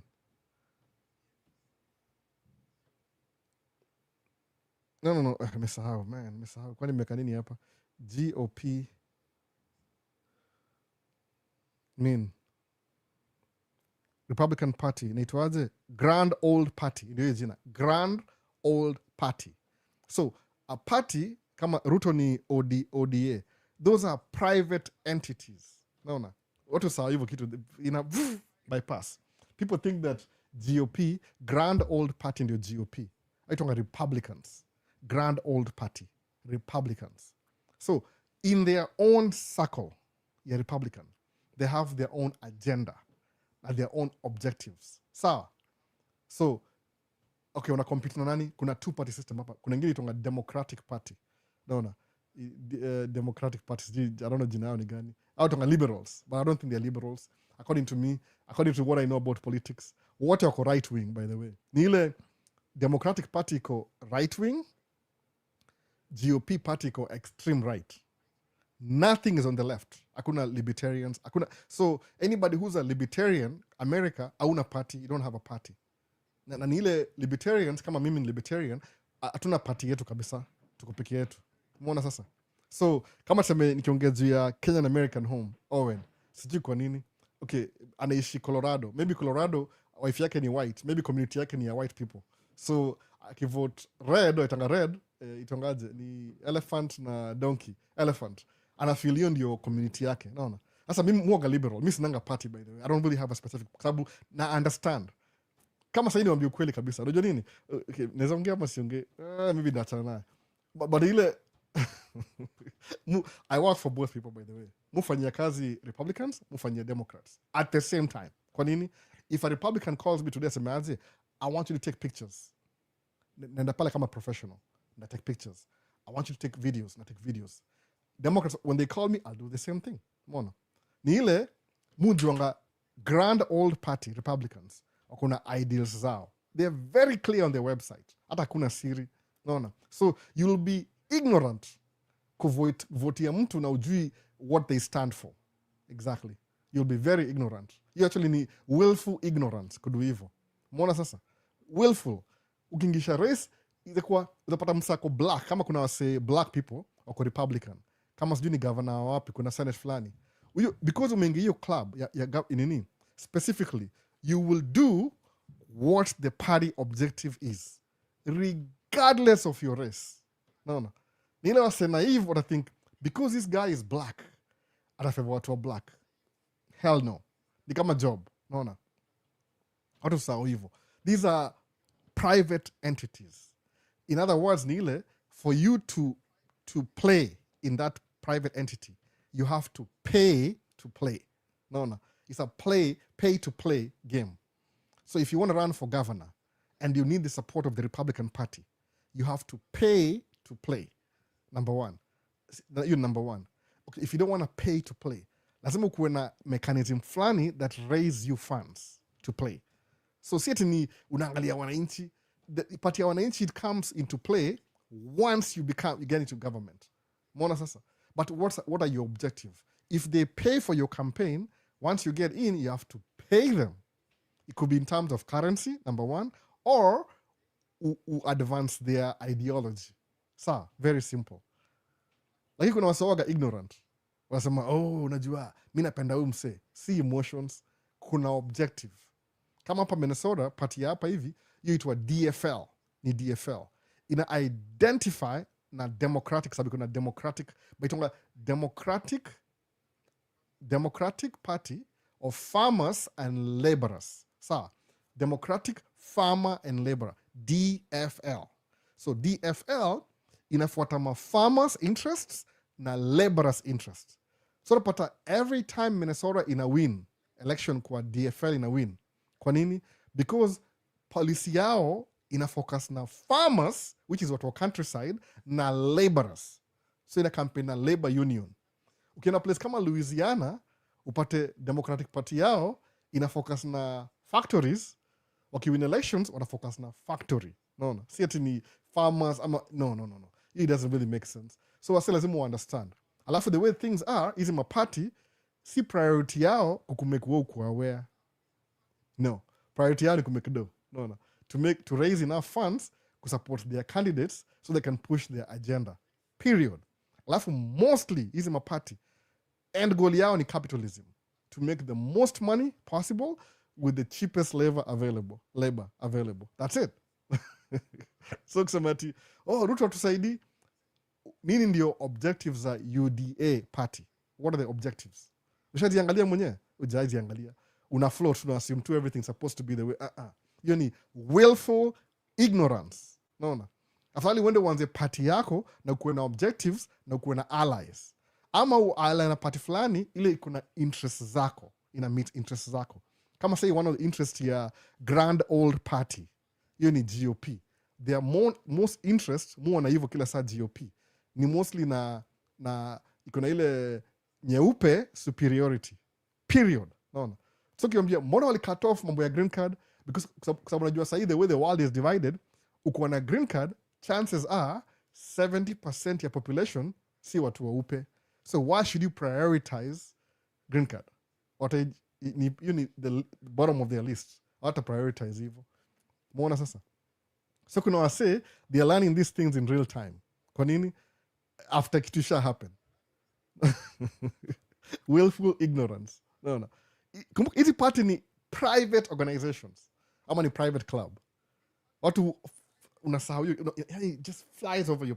Unakama unaambia sababu najua nani ni yoga na make content. Najua hivyo. Hata usomanga hii ni content sometimes. But mimi najua alivotia Trump. Najua hivyo kabisa. Alivotia Trump. I know that already. Niko na mwana sema tu umse ajui. No.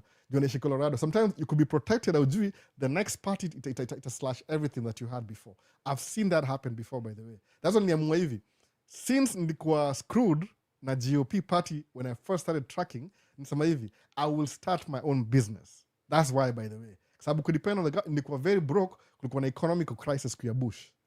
2008. No. Wasema wala people don't even study, they're not aware, wanafikiri ni emotions too. No. It's been a while since Bush atoke, by the way. Kuna kama sijui ni 15 years in between. So I know that already. Niulize mimi nakwambia. I've been here long enough.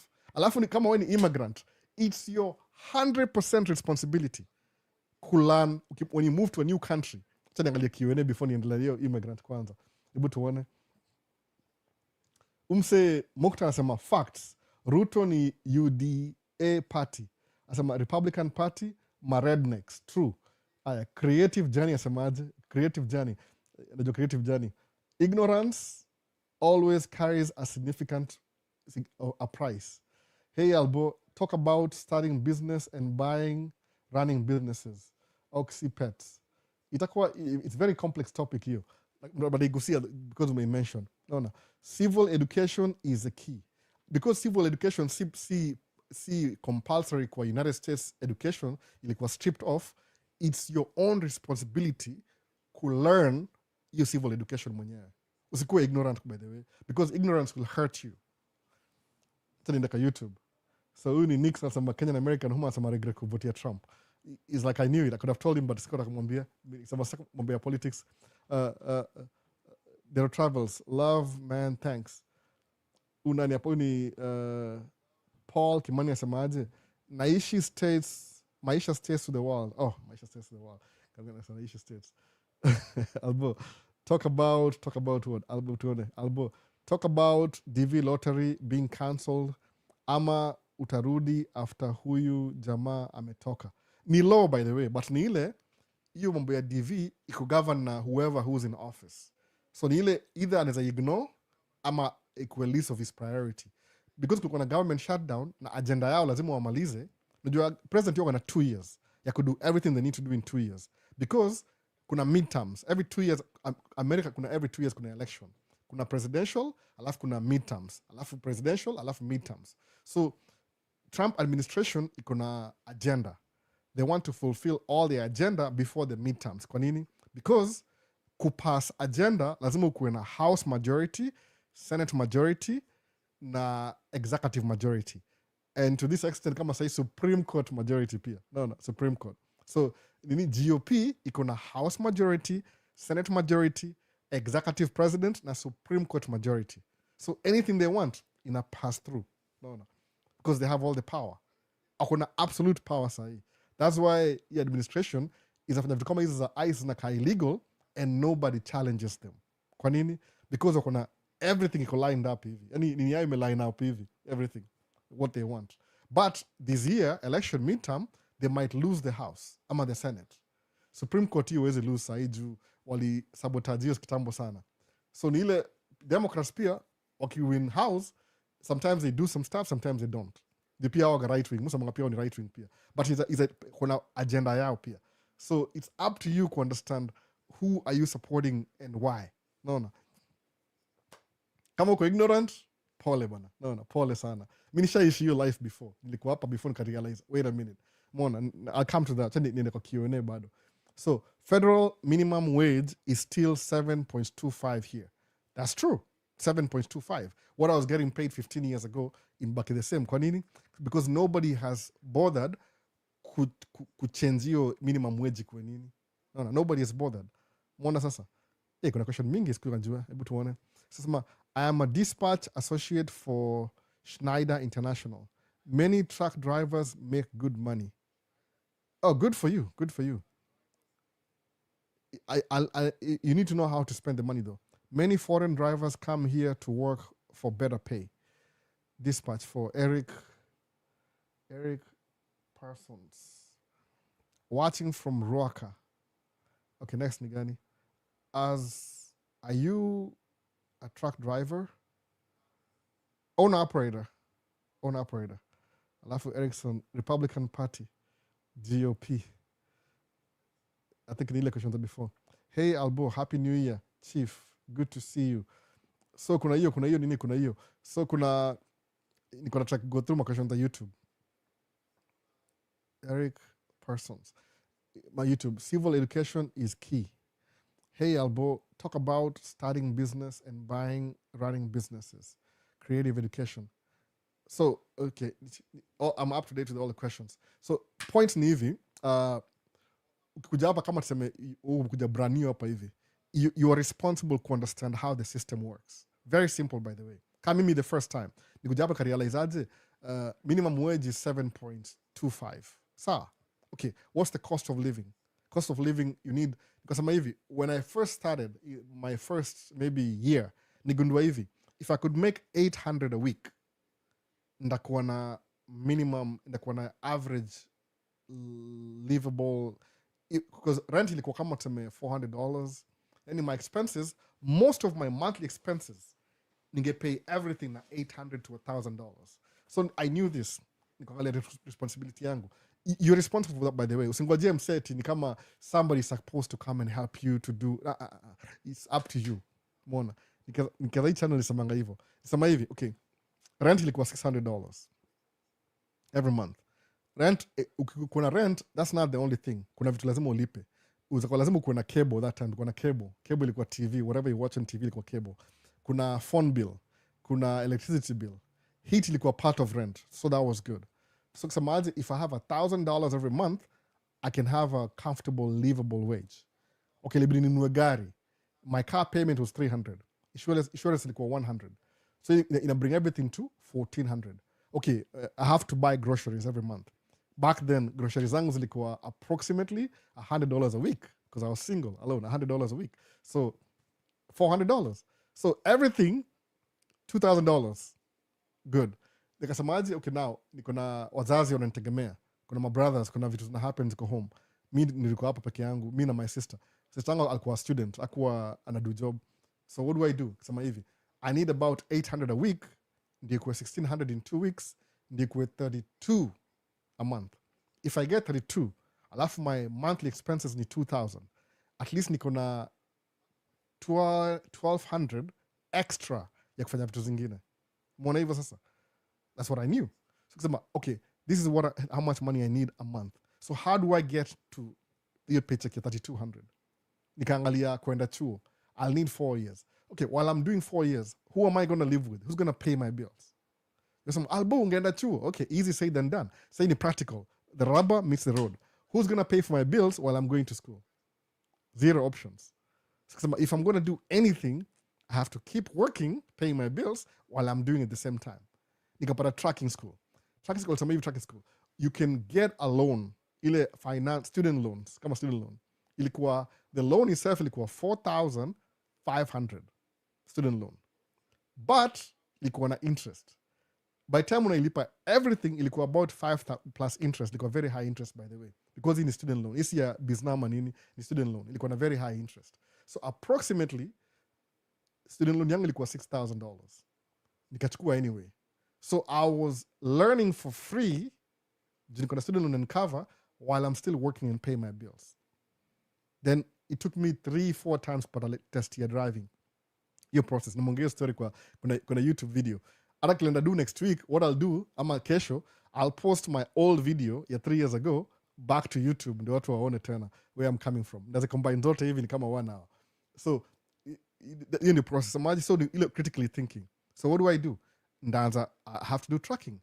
So kwa the tracking, Swift Transportation, ilisema hivi, will pay for your student loan as long as you work for us for 2 years. How do they pay for it? In your paycheck every month, wanna include $100. What was my payment here, student loan every month? Ilikuwa kama $250 for 2 years or something. So kusemaje, if they are paying me $100 for student loan, that means it's like they are paying for my student loan. So what am I going to do? Ndaongeza another 100, ndio at least wanilipie while I keep working for them. Nikaanza hivyo. So working for them, was it a lot of money? No. In the beginning, I think I was making maybe $150 a week for 2 weeks. Alafu ikaenda $250. Alafu ikaenda sijui $350 for, ilikuwa 1-2 weeks, $150 a week. So ilikuwa $300. Alafu 2 weeks, ilikuwa $250, $500. Alafu ikakuwa 2 weeks, $350. Alafu the 4th week ilikuwa kama $350 after a while. Then I got my own truck. Ilikuwa kama tuseme $400 a week to $600 a week. I did that for 2 years, by the way. When I'm lucky, because economy ilikuwa low pia, hatukuwa na mzigo vizuri, kama saa hii, tulikuwa na struggle. So I would barely make $600 a week sometimes. On a good week, I'll make $800. On a bad week, $600. Ni survive bado 2 years. Because niko peke yangu na sikuwa na I had to pay rent still. I was paying my car payment, everything was the same. So nilienda up niko na debt. Eventually nikasemaje, I will never drive over the road again. Kwa nini? Because you're paying for rent, but you spend 25 days out there working just to come home for like 5 days. It doesn't make any sense. If I'm going to pay rent, lazima nishika hiyo how every night. So what do? After local jobs. Most of them will take at least 5 years experience of driving. Kwa nini? They don't want to hire a new driver. Lazima kuna experience. Time. Takes time. So eventually, nikaanza ku drive local. One of my friends hired me. Alafu ule Nigeria. Then I buy my own truck. So I'm going to make sure that I never go over the road again. Nikuwe home kila siku. Kwa nini? Because I knew that one day ndakuwa na familia. Then I'll be here with the family. So hii path yangu ya kuanzia CDL, kukuja fanya for over the road. Then eventually, buy my own truck. Alafu ku run my own truck for like 15 years. That was the only option I had. So now can I go to school? Yes, I can if I want to. It's going to cost me some money. Like on a student loan. But do I have the time? No, I'm raising kids. So it's a priority. Alafu, it's your own responsibility. Kama wewe ni mtu mkuja hapo for the first time. Learn the system of the new country. What is mbona albo unaongea na accent ya American kidogo? Because you have to learn. Your accent ya America itafungua njia zingine. You're not losing your original language. Bado yuko. Sinaongea Kiswahili na nyinyi bado. But ile nikiongea accent ya America inanisaidia ku-navigate system. So it's your responsibility to understand system ya country mpya. Kama understand, utakuwa na complain kila siku because utai catch up. No. So musa mangaje, I'll do my best to understand this system. Kuna credit system. Nili mess up naye. Nilijaribu, nika mess up, nika ilan. Kuna banking system. Kuna investment. So more, I know all these things now, by the way. To be honest, I know most of the things I need to know, the investment. Hata kuna zingine siwezi share na nyinyi kwa online sahi. But if you meet me in person, nakwambia. Ni ile watu wengi huwezi believe. Mona. So kwa ile, in my own trajectory sahi, if I keep doing what I'm doing, niko guaranteed to succeed. Kwa nini? Nime-master how the system works. Yeah, everything. Mona. Nime-master step by step. Nime-master hii, na hii, na hii. So, hey Albo, happy to see you. Happy New Year, Chief. Victor Ochieng. So, wasa utakanga scholarship. Kama uko YouTube, ongea na Victor Ochieng. Ndio hiyo hapa hivi. Ongea na yeye. Amekuwa busy sana. Hata sikuona kama ni yeye. Nimeona sahi kumbe ni yeye kama amenika hapa hivyo. So, Milk Dad. February is coming. I don't know who that is. Nifanye hivi alafu nitoe mwisho. So it's your responsibility to understand system inaenda aje. Alafu una use your system to the best of your advantage.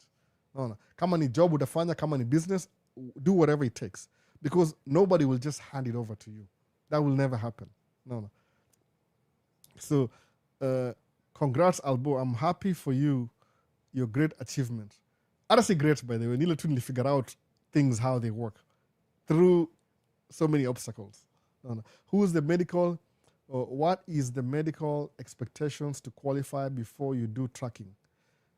I think also money. Eyesight, lazima kuwe na wanapima ile your eyes. So me, because move wa miwani, I have to qualify ile my sight. Lazima uangalie macho naona. I can read from a distance na miwani at least. Alafu I can hear. So you have a requirement, you have to speak English. You need one of the requirements from the new administration. You have to be fluent in English. If you can't speak English, sorry, imekuwa ba. No, you can't really drive trucks. I don't know where that came from. Maybe kuna watu understand wakiulizwa kitu. But I think I don't think that's a big deal anyway, but it's the administration. So hello, I'm currently on an F1. So how do I navigate around? I'm on a student loan and I'm in Missouri. Dyson labels. I can answer you, but ni mzuri kuja kwa inbox. No. Nituongee vizuri. Because kama ni private, if that's you, siwezi kuandika hapa hivi kwa comment section. Itakuwa weird. Lakini kile musema ni hivi. Fanya hivi. If you F1 bado uko limited, you can't work when you're student. You came here for a purpose, you stick to the purpose. By the way, if you come with a visit visa, it's a visit visa. You come, you go back, visit. No.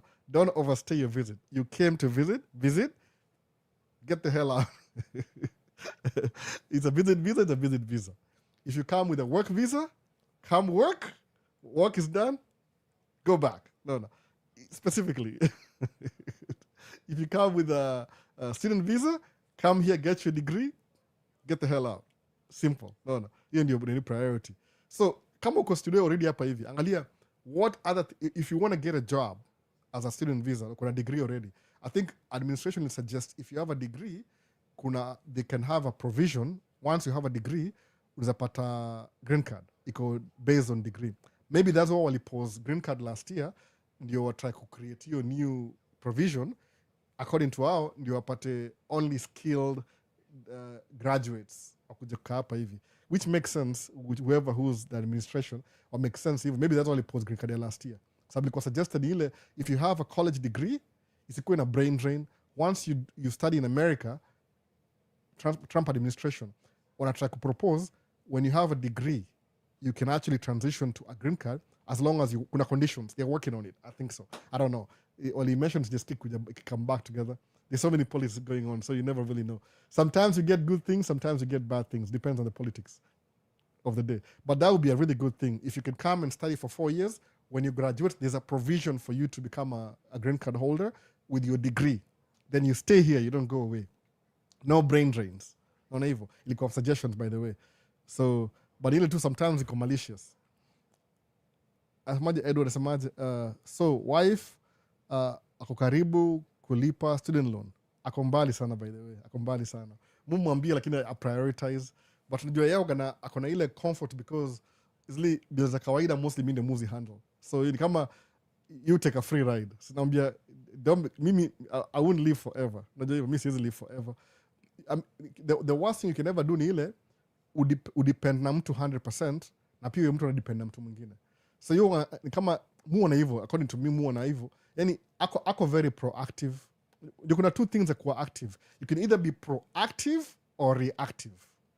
Reactive ni ile unakaa chini unangojea things happen, then you start reacting. Sometimes being reactive could be too late for you.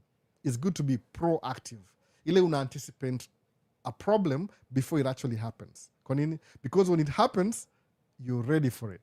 Naona? Preparation. Musa mangaji ile quote ya nani yu quote, nimesahau tena. Ile luck, being lucky. Nobody's lucky. Being lucky is when preparation meets opportunity. Naona? When opportunity shows up and you've been prepared, then you get lucky. So that's being proactive. When you're preparing for something, when it happens, you get lucky. Why? Because you prepared for it. Opportunity commits preparation. You're in your luck. You're being proactive. But when you've never been prepared, the opportunity shows up, then you become reactive. You're reacting to the opportunity. That means you're not preparing. But when you're evil. So you're going to become reactive. Anaongea, talk is cheap, but you never take action. Mona. Kuna two things. If you talk about it, there's a quote here, think about it, talk about it, then take action.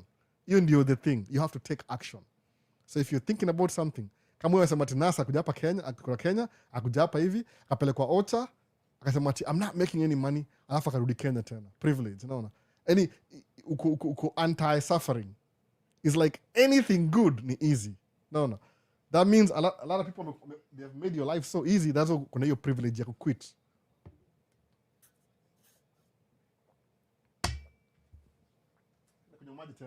Nalemewa leo.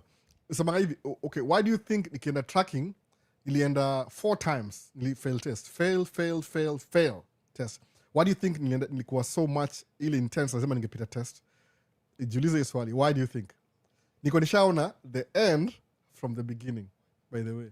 Kama hujaijua, albo mazee uko na muna makoti kwa hiyo video. Ulikuwa so determined because I saw the end from the beginning. Niko naona outcome already. Nikiweza tracking semaje, niko na 2 options. Naweza enda shule ama ningie tracking. Shule singe afford because if tracking ilini cost. Niona let me take actions with my own personal responsibility can get tracking. Nilipersevere. I hate driving over the road. I hated every day unaamka kwa different city. Kama niko Minneapolis leo, na drive na lala. Nikiamka niko Iowa. Na drive na lala. Nikiamka niko Texas. Na drive na lala. Nikiamka niko North Carolina. Na drive na lala. That's what I was doing. I was just niko na travel every day. Ina sound fun until uko na mzigo, ulipika mzigo kwa umechelewa and you have to deliver on time na kuna clock. So that means brain yako ina run the whole day. Ukilala hata kusema hivi, what I hated about driving over the road ni ile, even when you're home kwa reset, you're thinking about your load again. Time yako isimami. So niko na 2 years on the clock. I hated that. So construction, nimeka home 1 month sijafanya job. Am I spending money? Yeah, I'm still spending money paying the bills, but I'm not going to work every day. Kuna baridi nje, kuna snow. So because of the weather, hakuna job karibu 1 month, a couple of weeks. Yeah, I hate the fact that I'm not making money, but I can think. Naweza kaa chini sema acha ni reflect. Besides kuna watu kwa nyumba ndio wanipeleka mbio, but that's what it is. No. It's your own responsibility. Learn to be proactive. See, reactive. When you're reactive, you're too late. Opportunity shows up, you start reacting, too late. Because utakuna learn, you'll make so many mistakes when you have the opportunity, then you lose the opportunity. But if you're proactive, usha think your strategy before it happens. So when it happens, it's like second nature. No. It's like ulikuwa na theory already, now you're doing it practically. Critically thinking while you're doing it. You're in the advantage.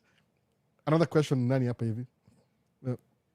Umevaa t-shirt ya PlayStation. Nilibaiwa. You can tell. You can tell by the way. Do you know what happened hivi? Christmas time, my wife got me a gift. Alinunulia camera. Camera na record na ndio hapa hivi. Hiyo camera alinunulia camera. My wife alinunua camera.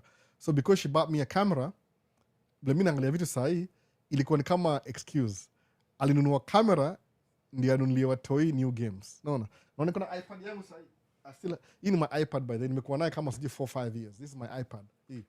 Niko naye for a while, 3-4 years hivi. So now I have it back. Do you know why I have it back? I noticed the kids wamechezea iPad the last 1 or 2 years. Do you know why I have my iPad back? Because all of a sudden, I didn't even know that, December, walipata gift. Gift ya ilikuwa nini? Brand new game. So, game ilikuwa nini? Una hiyo t-shirt. So mi ninunuliwa camera. Why? Ndio nisiongee story mob ni nyamaze. Because mwaga very proactive na mbianga wife, prioritize kulipa your student loan. Si kununua toi camera. Oh, but you see. No. So I spend pesa kununulia watoi video game mpya, the latest, na shati ya PlayStation, na mimi camera ndio nisiongee vitu mob. No. But akulipa student loan. No. Ile feelings. Musemaje, I'm sick of it. Hizi mwambia priority ni gani. It's up to her. No. Mimi on the other hand, mi kinunua camera for example. Mununua camera specifically ile najua nikibai camera sahi by 2-3 years ndailipia. Because once nimenunua camera, because mwaga proactive, I'll make sure nipate paid gig, camera at least ijilipie. Mwona hivyo sasa? That's what it is. Ama kama nanunua pesa, ile pesa nanunua naye camera, ni ile camera najua hiyo pesa niko nayo already. I've saved for that camera already. Nimeweka provision, nimenunua exactly what I want. Hiyo ndio difference sasa. You have to be proactive. Nini yangu student loan ya tracking nililipa in 2 years. Nikinunua track yangu ya first ilikuwa deni nililipa in 2 years but ni default. Ikaribu credit. Track yangu ya pili nilipa in 1.5 years. Track ya tatu hata sikumbuki nilipa aje. Kuna moja niliuza. Kuna so many nimekuwa kama nimego through 7 tracks ama 8 tracks tangu nianze. I'm not really sure. Hebu tuanze. Niko na International, nikaenda Freightliner Colombia, nikaenda Freightliner Cascadia, nikaenda Peterbilt, nikaenda Freightliner Cascadia ingine, nikaenda Volvo, alafu nikaenda Freightliner Cascadia, alafu Western Star. 7-8 tracks. 7-8 tracks hivi. Nimego through 7-8 tracks. Ile tangu nienda kuendesha tracking. Ile nimego through. No. Zile nimeuza ile International ilikufa, alafu Colombia niliuza, Cascadia niliuza, Colombia, Peterbilt niliuza 4. Yeah, I think it is 7 tracks. I'm going to go through 7 tracks. So that's what it is. So shit ya PlayStation, that's what it came through by the way. On a blackmail. No, camera muhimu kwangu ni hii hapa. Hii ndio the best camera. Na hii camera nilibuy because I had to sell one of my cameras kwa Victor Ochieng alinunua kamera yangu. Victor maze make video bana. Victor, wacha anza ma vlog. Victor ni journalist. No. Atawaambia how he got his scholarship ya University of California Berkeley. So yeye alinunua kamera yangu moja. So because he bought a camera, nikasema I'm gonna revenge, nikanunua kamera nyingine. So when I was looking for FX3, nilimuzia FX3. Nikanunua FX2. I just replaced it. Sababu FX2 ni the same sensor na Sony A7 IV. So sahi niko na kamera 3 ziko the same zote. So it's easy kuwa na consistent picture. That's why. Hii ni kamera ingine hapa hii. Hii hapa kando kama muone. Hii ni kamera ingine pia. So anyway, tuendelee. So that's what got t-shirt ya PlayStation. Hii ni blackmail. My Christmas gift. Ya kunyamaza nisiongee. I don't care, ni t-shirts too anyway. I like black anyway kwa video. No. Junaona, I make myself look light kwa light, alafu na kama unaona hii studio, hii ni makeshift studio. Nimekaa kwa couch tu hapa alafu na camera hapa. No big deal. This is studio real by the way. Hapa hii ni living room. Nimekaa tu, hii ni background. No, background. Kitambaa tu. No, si big deal. So bibi amesema story ya college loan ikae tu. Alipostpone Christmas. Alisema whatever, let's have fun. Niambia please, okay, nimechoka siku hizi. Nimwambia mpaka nimechoka. ajui umuhimu ya kulipa deni. So what's your perspective on the shooting in your state? Hiyo ni kawaida. Hao watu mapolisi hao very stressed up, by the way, wengine. It's like they don't want to do the job, but they do it anyway. So labda huyu msa alikuwa na emotions zilimwingia, alikuwa na hasira. Musa mangaje? Okay, maybe sijasema hii before. How unaishi, if you live in America, by the way, if you live in America, just to be honest, if you live in America, alafu you encounter, any encounter with the police, no, be gracious to them, by the way. Sijui nisemeaje, I don't know how to say that. Usikue rude. Don't tell them like how you have your own rights. No. Police work is very hard. It's very hard to be a police. I'm going to be honest. It's very hard to be a policeman. So when you encounter any encounter with the police, law enforcement, be gracious. No. Wacha kuwa a tough head. That's not the time. I'm going to be honest, honestly speaking. Me, if somebody pulls me over, how you doing, sir? I'm very gracious. No. Sabu, you don't know what they've been through before they pulled you over. Musa mangaivo. Just from the other perspective. Kuani, be gracious to them. Because police work is very tough. It's a very tough job. No matter what politics says, just be a decent human being. Be respectful. I could pull over. Do you know why I pulled you over? Like, no, sir. Sema sir. No, madam. No, ma'am. Whatever. Just be gracious. Because utaki, kuna perspective, sometimes they go through much, police. Utapata, when wali sign in kwa shift yao, maybe at 6 a.m. in the morning, somebody got into an accident and got injured. Wakadila hiyo story, wakandika report. Then, domestic violence. Wakachukua mtu wakampeleka ndani. Then, some drunkard. Then, some kid was... They deal with... Yaniko, as a policeman, it's the toughest job possible. You can have so many like emotional. So I'm just being honest. I'm not against or for or whatever. Kuna wengine kuna bad intention, but to be gracious, do your best. If iko bahati mbaya, whatever happens. But ile msamamoga very respectful. You have to respect people's jobs because job yangu ni very easy. I just drive trucks. The only emotions I get ni when somebody cuts me over or somebody. That's it. But musamagaje, if they do it, I don't even have to be upset. Because if you hold on to that grudge, I'll do something stupid. And they won't even know that I did something stupid. Because they were just going about their day. So I'm gracious enough. Because sometimes accidents can happen. But I'm not justifying anything that happened or didn't happen. That's not my place to be. But to be gracious. Utaki msea kuna stress flani ya kitu flani, alafu ukam pia uko na attitude, ita escalate your situation. Mwona hivyo? Sababu mi personally siwezi kuwa police mi mwenyewe. Sababu it's a lot of information, a lot of things that go on. Too many emotions. So I don't know. Very neutral. No. Because do your part. Proactive preparation. Do your part. I've been pulled over a couple of times. I was driving in Iowa. The last time I think I got pulled over. I was driving in Iowa, going to see my daughter in St. Louis, Missouri. Alafu nikakuwa pulled over. Why did I get pulled over? Niko na drive gari, niko na cruise control. Then there was somebody in front of me. Alikuwa na gari moja nimesahau jina, Nissan Altima. Niko na Toyota Camry. So wananipita, they pass me, ama ku overtake. Alafu wana slow down. Then I have to mess up my cruise control. Inaharibika tena reset. Tena wananipita, nikasema acha niwapite. So when I was passing them, nika overspeed kidogo ndio niwapite. Nikaenda mbele yao. It was a couple. It was like a kama girlfriend, boyfriend. Maybe young, maybe under 20. So they were just having fun. So ni kama wananipita alafu na slow down. They were taunting me, by the way. So when I was passing them, the trooper kaniona from the other side. Akapiga U-turn. Gave me a ticket. I got a speeding ticket. So why are you speeding? Nikamwambia enyewe officer, to be honest, mina drive kwa mbali. I'm going to St. Louis, Missouri. I have 4 hours driving. Imebaki.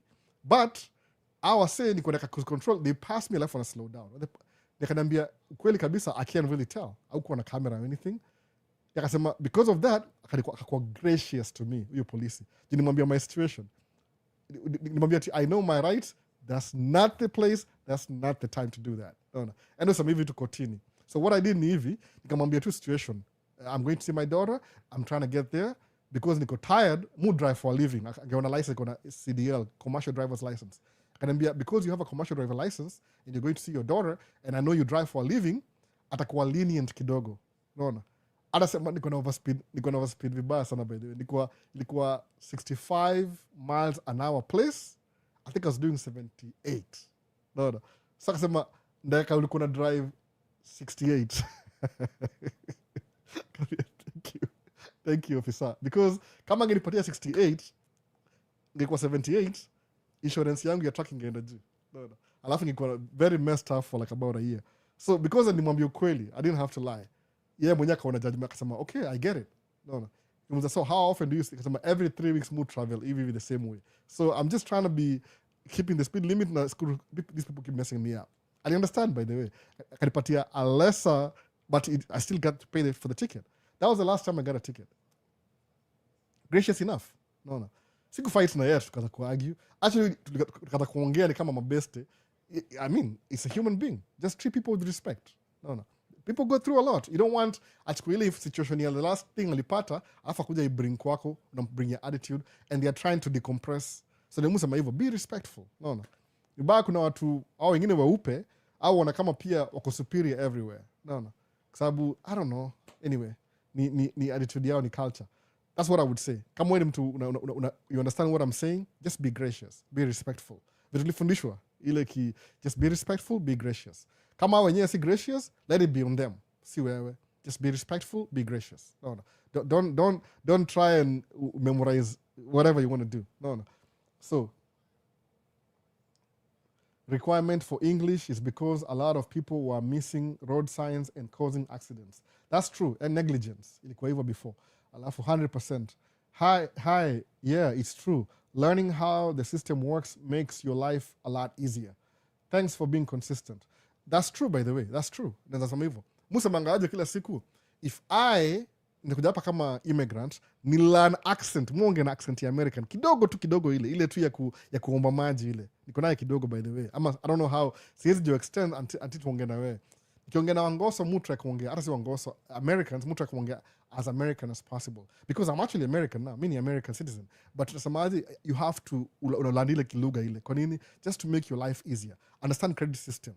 You always transfer lifestyle ya Kenya uilete hapa States. Mbona una twang? No, kwa sababu kuna wase wengi wanafikiria ati mwoga na twang. Mbona una wang? Mpaka I'm teaching you how to speak na bado unaniingilia. Na ujui, if you learn the American accent, uende kwa embassy chukua business, uende chukua visit visa ama student visa, alafu unge accent ya American, utapewa visa, by the way. Because utaongele lugha you know one of the things, by the way, if you, you be proud. By the way, mimi ni bilingual. Sinaongea Kiswahili sasa, naongea Kiswahili, naongea English ya Kenya, niko bilingual. Your brain can handle that. Unaweza kuongea kama best yangu, yongea Kifrench, yongea English, yongea Swahili, anajua hizo languages zote, anazijua. You have the capacity to do that, by the way. Uzala new language. So kingilia msee because anaongea na American accent, sijui ni Calligraph Jones. Hiyo ni example nisema Calligraph Jones. What Calligraph Jones is this? Calligraph Jones akiimba hiyo wimbo yake ya Calligraph Jones, guess what? Ana unlock market ingine ile kama kwa Kenya angewahi unlock. But because anaongea na hiyo lingo, ana reach market ingine ile angewahi reach. Alafu nyinyi mna make mnashinda mbona msako successful. You have to learn. How do you unlock the market? Umeona? Msema kama ningeongea kuongea Spanish, niko nafanya Maisha States na Spanish, Maisha States na French. Niko namuongeza horizon. No. Sasa wanaongea anyway. I'm going to switch to English, by the way. I'm going to switch into English full time. Na meet more people. But sijui kwa nini. Musema hizi vitu zoka so complex. Hata sitaki kuexplain watu wengi. Nataka ikuwe tu kitu ya karibu niseme hiyo lugha moja mbaya. No. Kama wanawanyo ba. Yaani watu wa Kenya, Swahili, tuseme Swahili. Niseme ni mingi. Nataka ikuwe tu kitu ya watu wanaongea Kiswahili tu ndio ile tu kuwe na limited, alafu tuone iko aje. Ikikuwa bigger and outside. But ni priority yako kulearn how the system works. It will make your life easier. Understand accent, understand how you pronounce things. It's only una twist tongue kidogo tu, unaona? Si r, ni dr. Watu jua nafikiri ni r. R, unaona? What's your perspective on shooting in the Shamalzi story? So, do you think justice will be served unlike here in Kenya? I don't know. Sababu sahi it's a federal investigation. See state level. Because it's a federal case, it's a federal investigation. No. That's what it is. So, nini ingine? So, W. Albo. I show speed.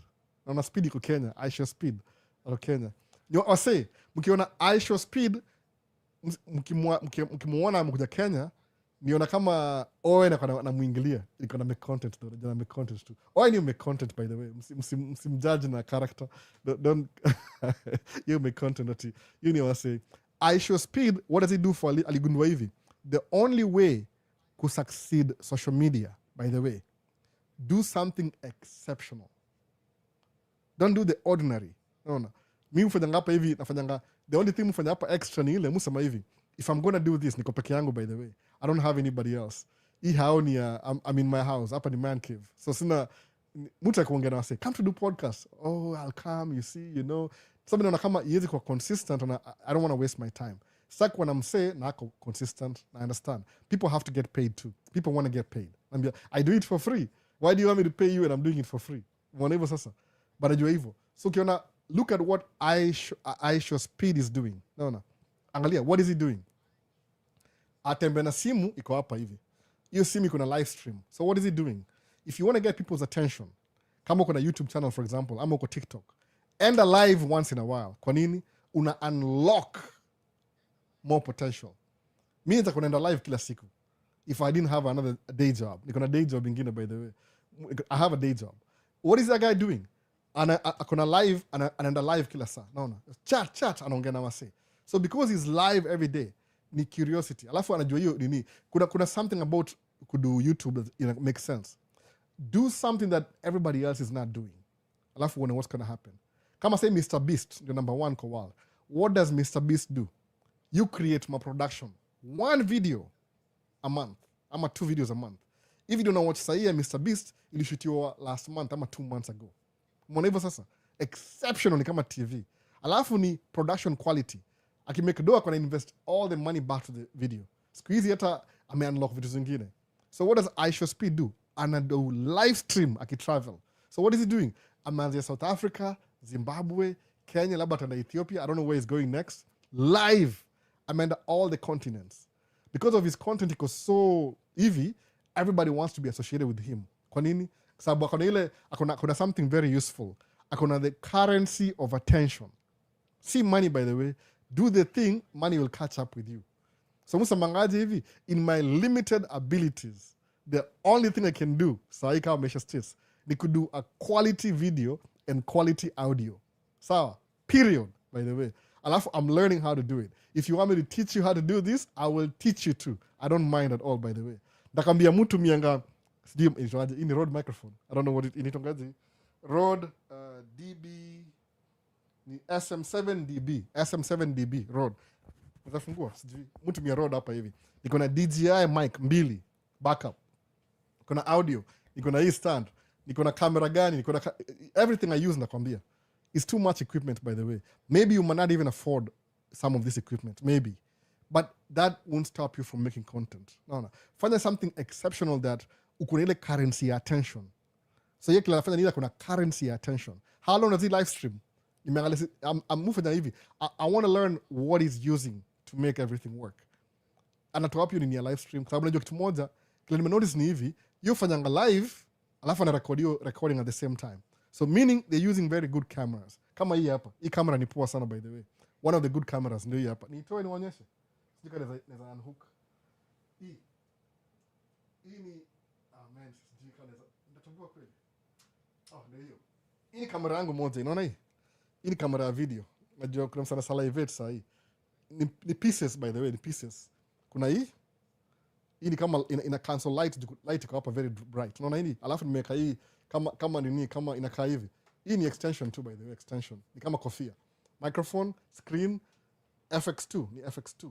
Iko na hii kitu mpya. Very expensive camera, by the way. I think it's 3,000 or something.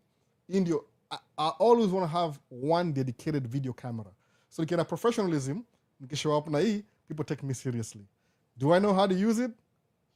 Maybe 40%. I don't know how to use everything on this camera. But mujaribu. Ni lens too, by the way. No. Naiweka hapa hivi, kameweka hapa, by the way. Ndio hiyo, inastika hapa. Is it stuck? Okay. Hivyo, you have to learn how to use these things. Kama kuna hiyo ability, una invest alafu una learn. So angalia, what is he doing that makes people watch him? Do the same thing. Sema aje, I'll duplicate what I Show Speed is doing in my own neighborhood. Alafu ni build towards that. Mona. Mi najua kuvlog. My only problem, I'm very shy. I'm pretty sure hata Aisha Speed ni shy. But it's done it so many times, imekuwa kawaida. Mona. So mambo, ongelea stories za investment huku or properties. Miss Korir. Investment kama gani? Number one, ingia real estate. Yes, siwezi kuambia what to do. Mbona imezimika? I don't know. What did I do? Something imezimika ama? Live. Hebu tuone. Niko live bado. Maybe nigusa kitu by mistake. I'm monitoring. Investment musema hivi. If you can, ingia real estate. Period. Investment. Nakambia tu kweli kabisa. Miss Korir. Ingia investment. Ingia real estate. Why do I say that? Kuna vitu, one of the things ni ile, kama tuseme musema hivi, okay, kuna two types of investment. Before last year, kuna think upper states. See last year, this year kuna different perspective. Nimemitua sawa Kenya, mesema kuna so many, ingia real estate. Kwa nini? Real estate ni ile, you own property that you rent out to people. Kwa nini? One of the most basic need, what's basic need? Ni food, shelter, and clothing. Hizo tutatu. Food, shelter, clothing. Sawa. So angalia, hizo three basic needs. So uki own real estate, alafu basic needs za binadamu ni shelter. What does that mean? Everybody needs a roof over their head if they can afford it. So ukiingia real estate, we invest in real estate, you are guaranteed to be making money for the rest of your life. Kwa nini? People need shelter.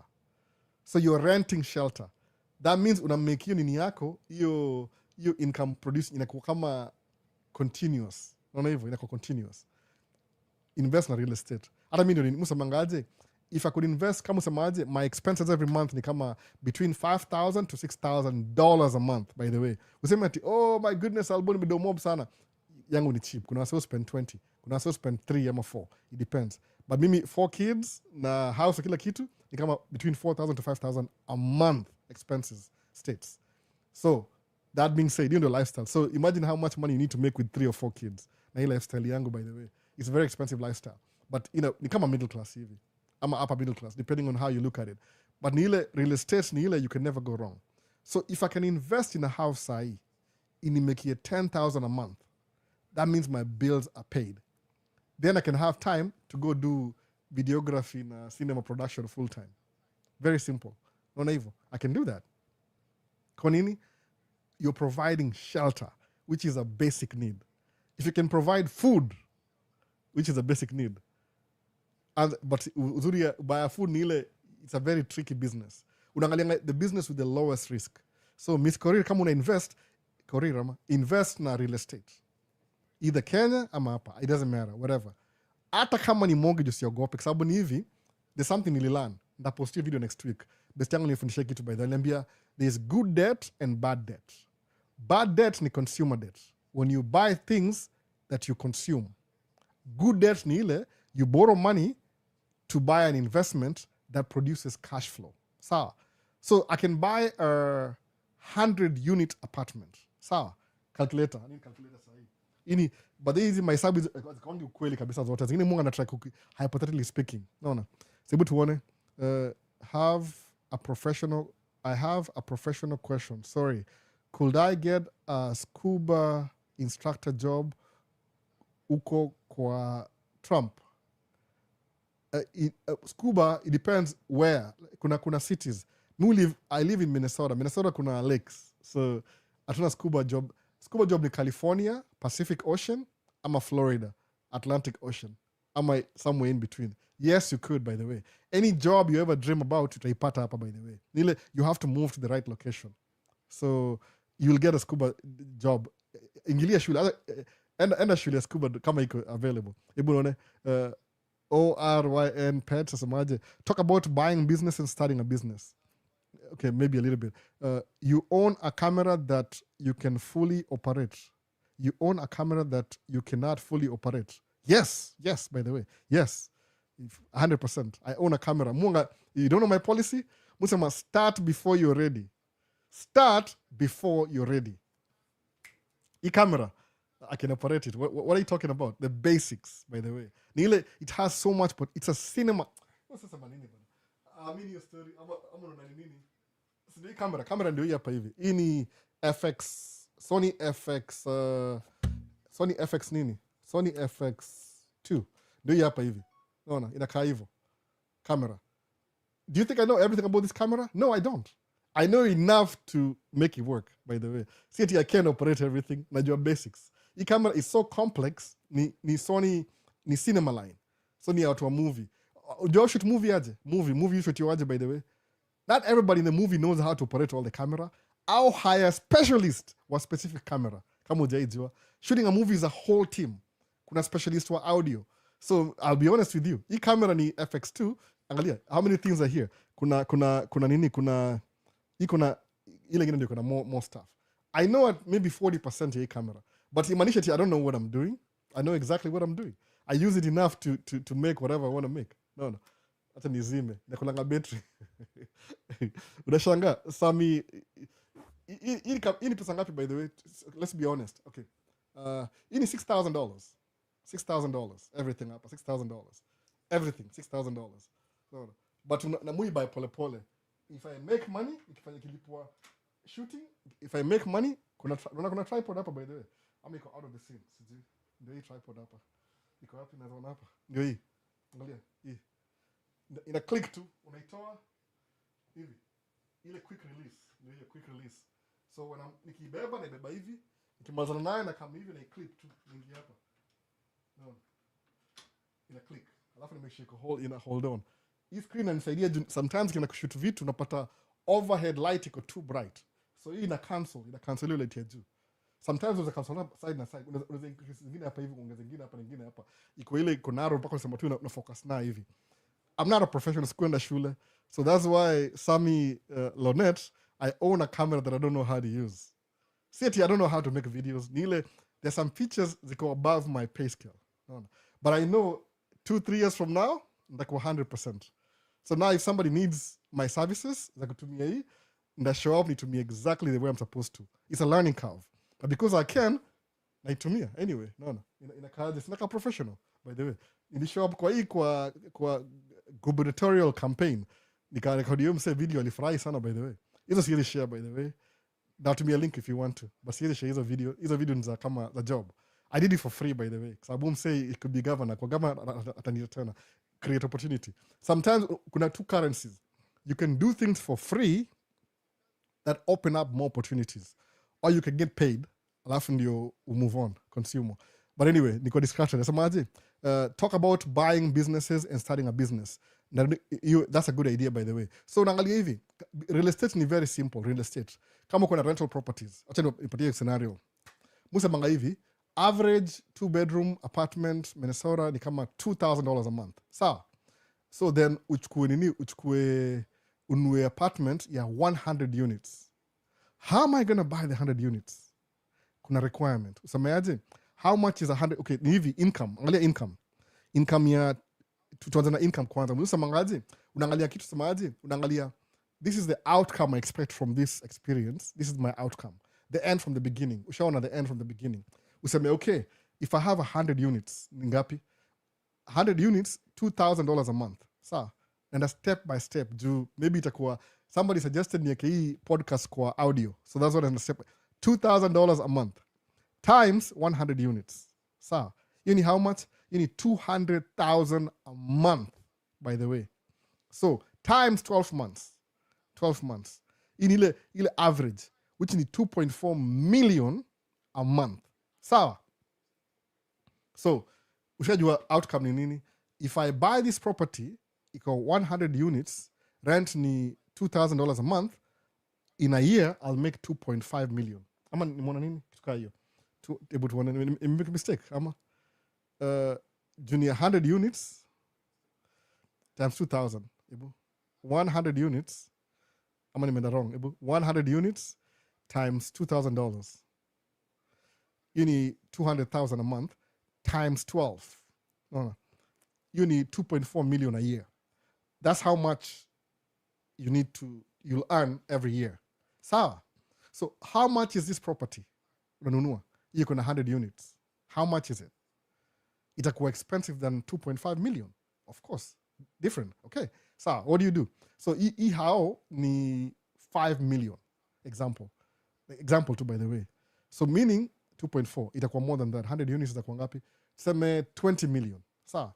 So how long will it take you to make 20 million kwa hii amount? Unaangalia 2.5 divide nisemaje, 2.5 itakuwa how many years? 2.5 maybe 8 years to make 20 million times 8. Ini ile tu rogue itakuwa 19.2. So it will take you 8 years to make 20 million. Sawa. But that should not be your problem. Problem ni hivi. Nasema hivi. Who's gonna finance hii project yangu? Very simple. It is any business talk, by the way. I'm answering two questions at the same time. Who's willing to finance me 20 million ya kununua 100 units? Wangalio seme, maybe this bank or that bank or this and that bank. I don't care which bank. So who's willing to anyway? Utasema, this bank is willing to. How much do they need down? Waseme, we don't need anything, but we need you 3 years experience. We need, like, you need to have a partner. Ula bank statement. Unaangalia all the requirements you need to get that loan. So what do? Ushajua outcome ndio hii. Una reverse engineer. Usema, how do I get to this outcome? Una reverse engineer. Usema, okay, maybe for 20 million, I need 2 million down payment to qualify kwa hiyo loan. Sababu loan, ita finance 80% of the value of the property. Sawa? Unaangalia hivyo. Ini unapiga hesabu, by the way. Andika chini, by the way. Andika chini. I'm telling you the truth. Ini real things kudanganya, by the way. I'm telling you the real thing. So unajua property 20 million ina gross 2.5 million a month. I mean a year. Alafu you need 20% down to qualify for this property. So what do? Ini story Grand Cardone ungejua story. Wasofi ni joke. Unafanya hivi. Unasikia you need 2 million. So you can get your friends together. I don't know how many friends. Bank statement, whatever. You create income ya 2 million down payment. Or wende wonge na owner wa your property. Asemeaje? Akuandikie barua asemeaje? If I sell my property to this group of people, ina grossingi 2.4 million a year. Na wauzia matenant wangu wote na cash flow yake ndio hii. So you go to the bank, unaongea na bank. Bank itakwambiaje? Tumeona income utagenerate for every year ni 2 point something million. Hii ni business plan. But mortgage yako itakuwa 1 million every month for maybe 30 years. That's what the bank does, 30 years. Uone, okay, at the end of this, you 30 years, you how ya 20 million, utakuwa umelipa kama times 2, 60 million in 30 years. But what do? Hiyo ni hasara. I can't do that. Usifikirie hivyo. Sema aje, natafuta 2 million ya down payment, ninunue hii property ya 20 million, alafu nianze kuirent. Kwa nini? Jiko na income ya 2.4 every month. Alafu hiyo 1 million ndio mortgage payment, unabaki na 2.5. Alafu napatia mapartners, alafu na saving ingine kando ya emergencies. What have you just done? Create cash flow. Na hii deni ni 5 years from today. Unavyo make sense sasa? So, hebu niambie, create cash flow ya 1 million sahi na ni deni. What are you losing? Nothing. Nothing kabisa. Mona. That's exactly what I did. Nili save $50,000 ama $60,000 for 2.5 years or 3 years. Nikanunua truck ya 2,243,000. Nikaka down payment ya 53,000 nikuwa down payment, 20%. Alafu nika finance for 5 years. After 5 years nimpay off truck, nimelipa more than your amount truck ilikuwa na cost, but inanicreate cash flow ya karibu 25,000 a month. What am I losing? Nothing. Nimecreate opportunity. So nikireplicate the same thing. So if you raise 2.4 million kununua nyumba ya 20 million the first year, alafu you keep working your job as usual, na unarun investment, alafu after 2, 3, 4 years you raise another 2 million from your profit, uende upatie bank tena, udouble your property yako times 2. So instead of making 2.4 kuna make itakuwa nini 4.8 after 2 years. Utakutana kwe, do you need money to start a business? No, you don't. You just need a good plan. Uangalie, this is the outcome, reverse engineer to the beginning. What do I need to get to this point? Alafu uanzie hapa hivi, uta struggle, by the way, si rahisi. it's not easy the way nisema utastruggle kuianza, but eventually you'll get to the point where you want to get to. So msa nambiaje, talk about buying a business. This is exactly what I'm saying. Sometimes kuna msa build hiyo nyumba mwenyewe na inheritance yake is an old man, ana retire, and hii camera na face camera na nimesahau. Ningetoa kitu kwa simu. Inakuwa distracting. Isemaje, alianza na hiyo story ya akanua, he's selling his property for 20 million. Una show up, you buy the business from him, ile investment kila kitu, alafu you pay them all the money, mna agree, anapata cash, anaenda anafanya vitu, ana retire or something, whatever he wants to do. Alafu that's how you buy a business. You buy an existing business. Si lazima ujenge nyumba yako brand new. Unaweza pata kama Creative Journey ameenda Kenya, amebuild hao ya 100 units Kenya, alafu mimi nimebuy hiyo hao yake cash, nimempatia pesa, amechukua pesa ameenda amejenga ingine tena. So his job ni ile anajenga manyumba na uzia wasa wa diaspora yote kabisa. Mimi kama naibuy na create cash flow. That's how you make money, step by step. Naona see it everything at once, step by step. Naona hivyo, step by step. That's how you buy a business. Are you losing anything? No, you're not. Uko sawa, uko on point kabisa. Nataka kuangalia time saa ngapi sasa hii. Niko na 20 minutes ya live by the way, alafu nimalize. Nimeanza mapema leo. I don't want to exceed my privilege. So that's how you create a business. See jokes by the way.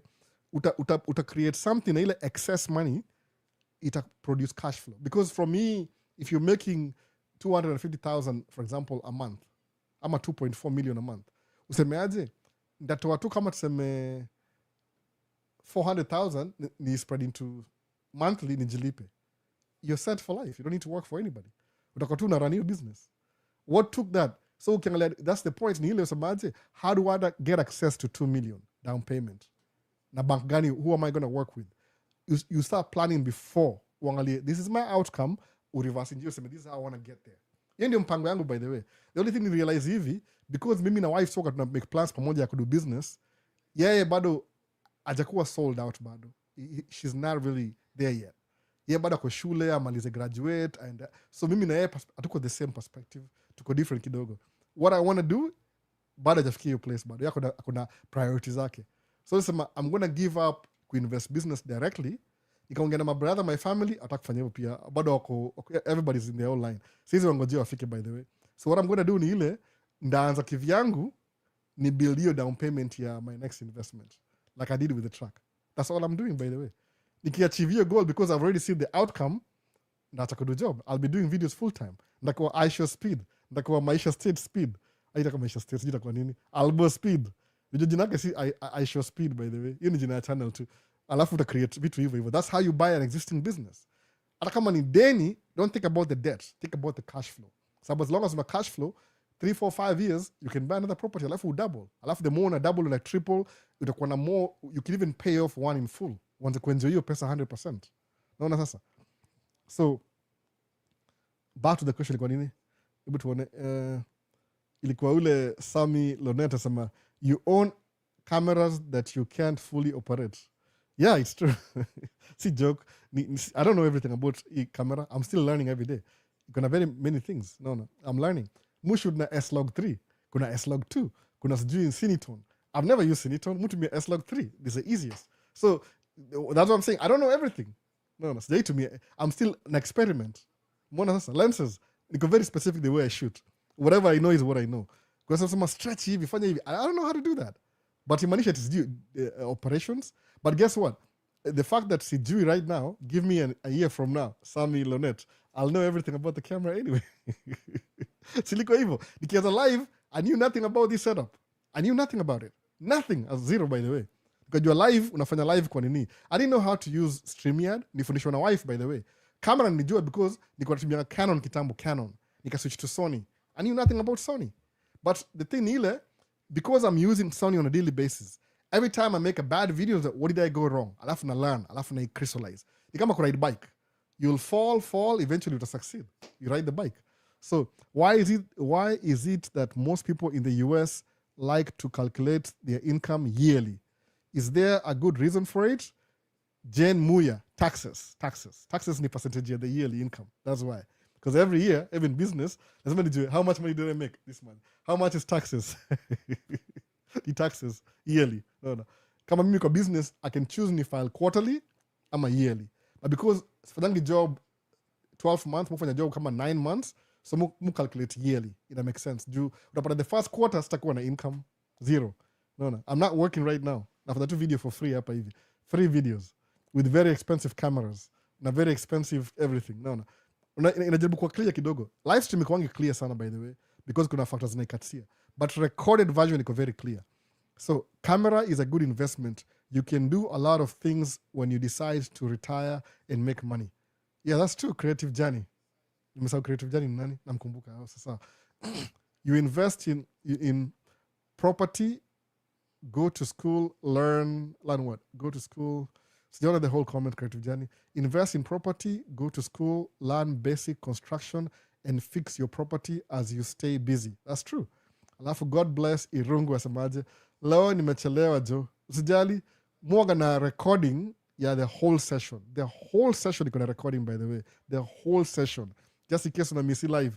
Niko very proactive. Asa najua. The whole session, every live. Hii live yenye itakuwa, hii live yenye as we're doing right now. Okay, another thing. I don't know how to kutumia TikTok fully, but kuna vile neza record hii session yote alafu ni replay.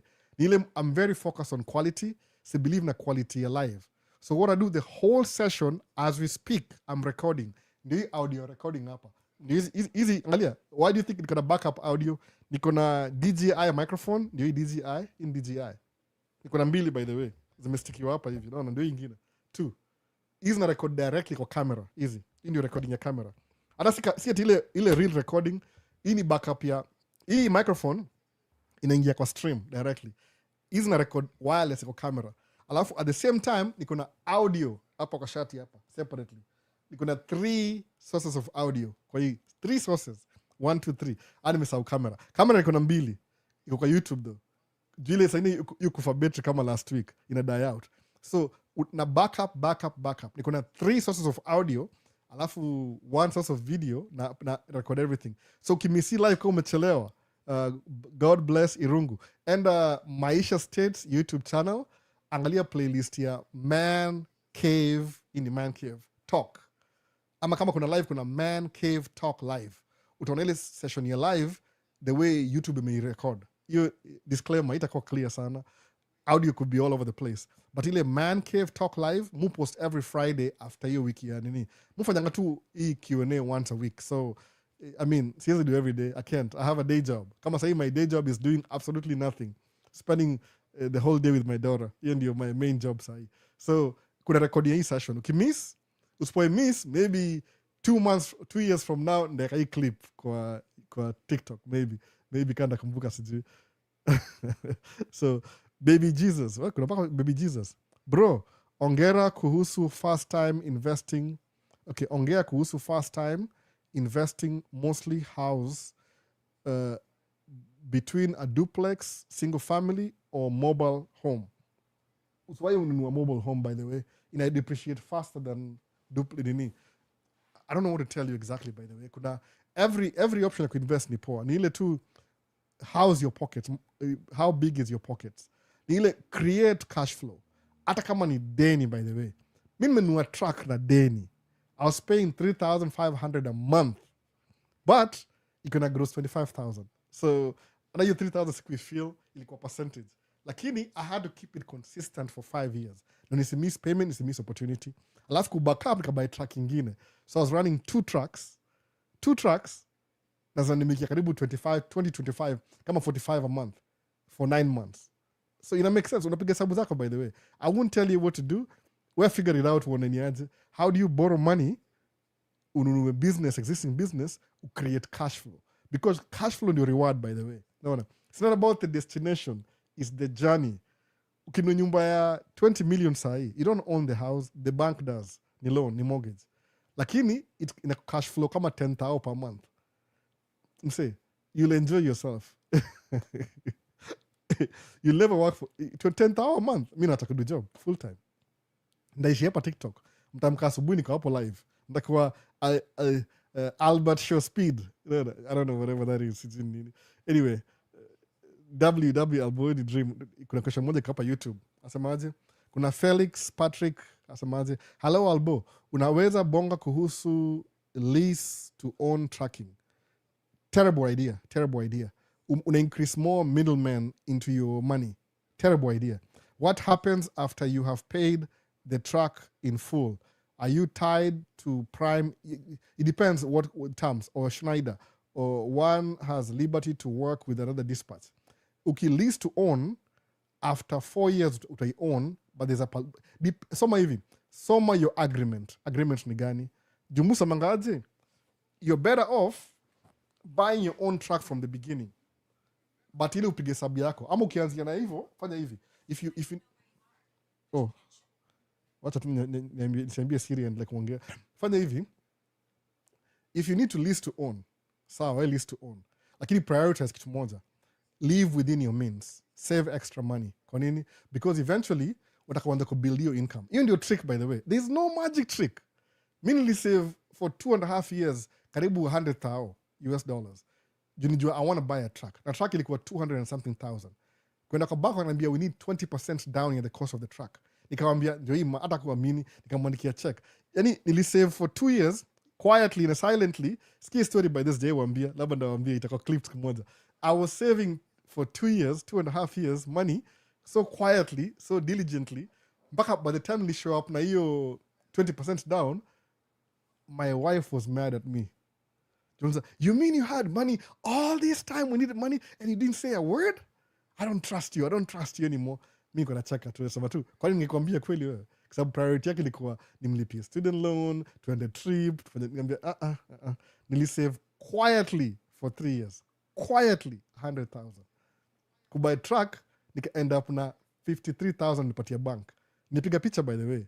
I can show you, but sijui nitaje hiyo picha mpaka niwa show exactly. I can find it. Nikanunua truck ya 200,000. Alafu hiyo truck nilibuy because my wife had a license. Nikamwambia aje, sawa, fanya hivi. My wife was my first driver, kind of. Si driver, but ile tu truck was ours, but nilimwambia aje, since nimebuy truck brand new na business inaendelea, you drive the brand new truck. So she drove the brand new truck for 2 years. The third year kakadere. The fourth year dere. The fifth year sahi inakuwa paid off last year. I was the one who was driving. So this is the first time I'm driving my brand new truck I pay off. The last leg. Sahi iko paid off. Ni old kidogo, by the way. But guess what? I'm used to it. Because Mimi, personally, I'm always buying old trucks anyway. The goal si kukuwa na deni, ni use that money, the cash flow, kusave for the next thing. Sawa, what time is it? Niko na 7 minutes. Tamaliza. Niliza mapema leo kidogo. So, because I know my daughter was looking for me. See destination in the journey. The journey, believe me, create cash flow at $10,000, you'll be the happiest man alive. Jusha create your system already. It's a system. Create systems. Usiende job kila siku. You're working on somebody else's system. Any somebody else's system that created. No. See wherever. So, anyway, love this man, the camera. There are travels nilijua tu akiona camera atachanganikiwa. I wish support blessing chapa camera. Easy priority, by the way. Camera si priority. Imusamaje, hii ni kama side hustle. This is my side hustle. Naona hii. Side hustle. Hii side hustle to camera. Si nini? Si important sana. Itu ni, by the way. No. Side hustle. I love this. You go, na record mse for 2 hours, na record audio, na record. The same thing I'm doing right now, somebody pays me to do this. Imagine. Anaongea, unamrecord, alafu unakaa unakaa chini, unai-edit, alafu unamrudishia, anakulipa. Easiest job ever. Sija drive truck the whole day, sija nothing. I love it. Lakini, if I want to make this equally viable, I have to work harder. Lazima ni learn system. I have to buy new cameras. Itu ni extension, by the way. There are travels extension too. Ile za kubaia ukitaka. Nibile tu saizi juu natuma nani. Nobody akuja Kenya this time. Watoka Kenya wali sneak out haraka. So that's, how many minutes? I have maybe 4 minutes to go. 5 minutes to go. Wase. So kama una swali sneak in haraka. Hey Albo, which cameras are those? Hii ni Sony FX2. Alafu hii natumia kurecord hapa directly ni Sony Musa ujina inaitwaje? Sony A7R5.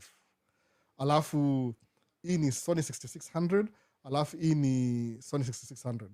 Ziko na Sony lenses pia. Sony. Everything iko na Sony lenses except hii na ile. Ile ni Tamron, hii ni Sigma. I can't afford the new ones, they're too expensive. I can't afford it. Hii ni, I need a 16 to 35. Hii ni 16 to 28 Sigma. Ile ni Tamron 35 to 150. I need a 50 to 150 Sony. Ni $4,000. Camera ingine. Siwezi afford sahi. Unless you get job back to back to back na inunua eventually. Mwanevo sasa. That's why. So nini ingine? I got the... Samaje, bro, ongea jua. I got the idea now, buy an existing business. Yeah, do that. Buy an existing business. Kama uko na idea, tuongee. I'm always looking for somebody who's willing to invest. I have a crazy mind though. Crazy mind. So if you want to link up tuongee, seriously, si ile joke ile tunaongea alafu na sawa story kesho. No. I have an idea. You can invest even with your job. Ni ile tu, how do you spend your money? If you live within your means, you prioritize to save money for your next investment. That's how you do it. No. Tony Losh 3. Wow. Asamaje, how are the box truck jobs locally? I don't really know, honestly speaking. I've never, ever done box truck. Niko na van, my van ni Ford Transit. I can do local jobs, but I still have money. I still have money, bills. When I'm not working, I prioritize spend time with my kids.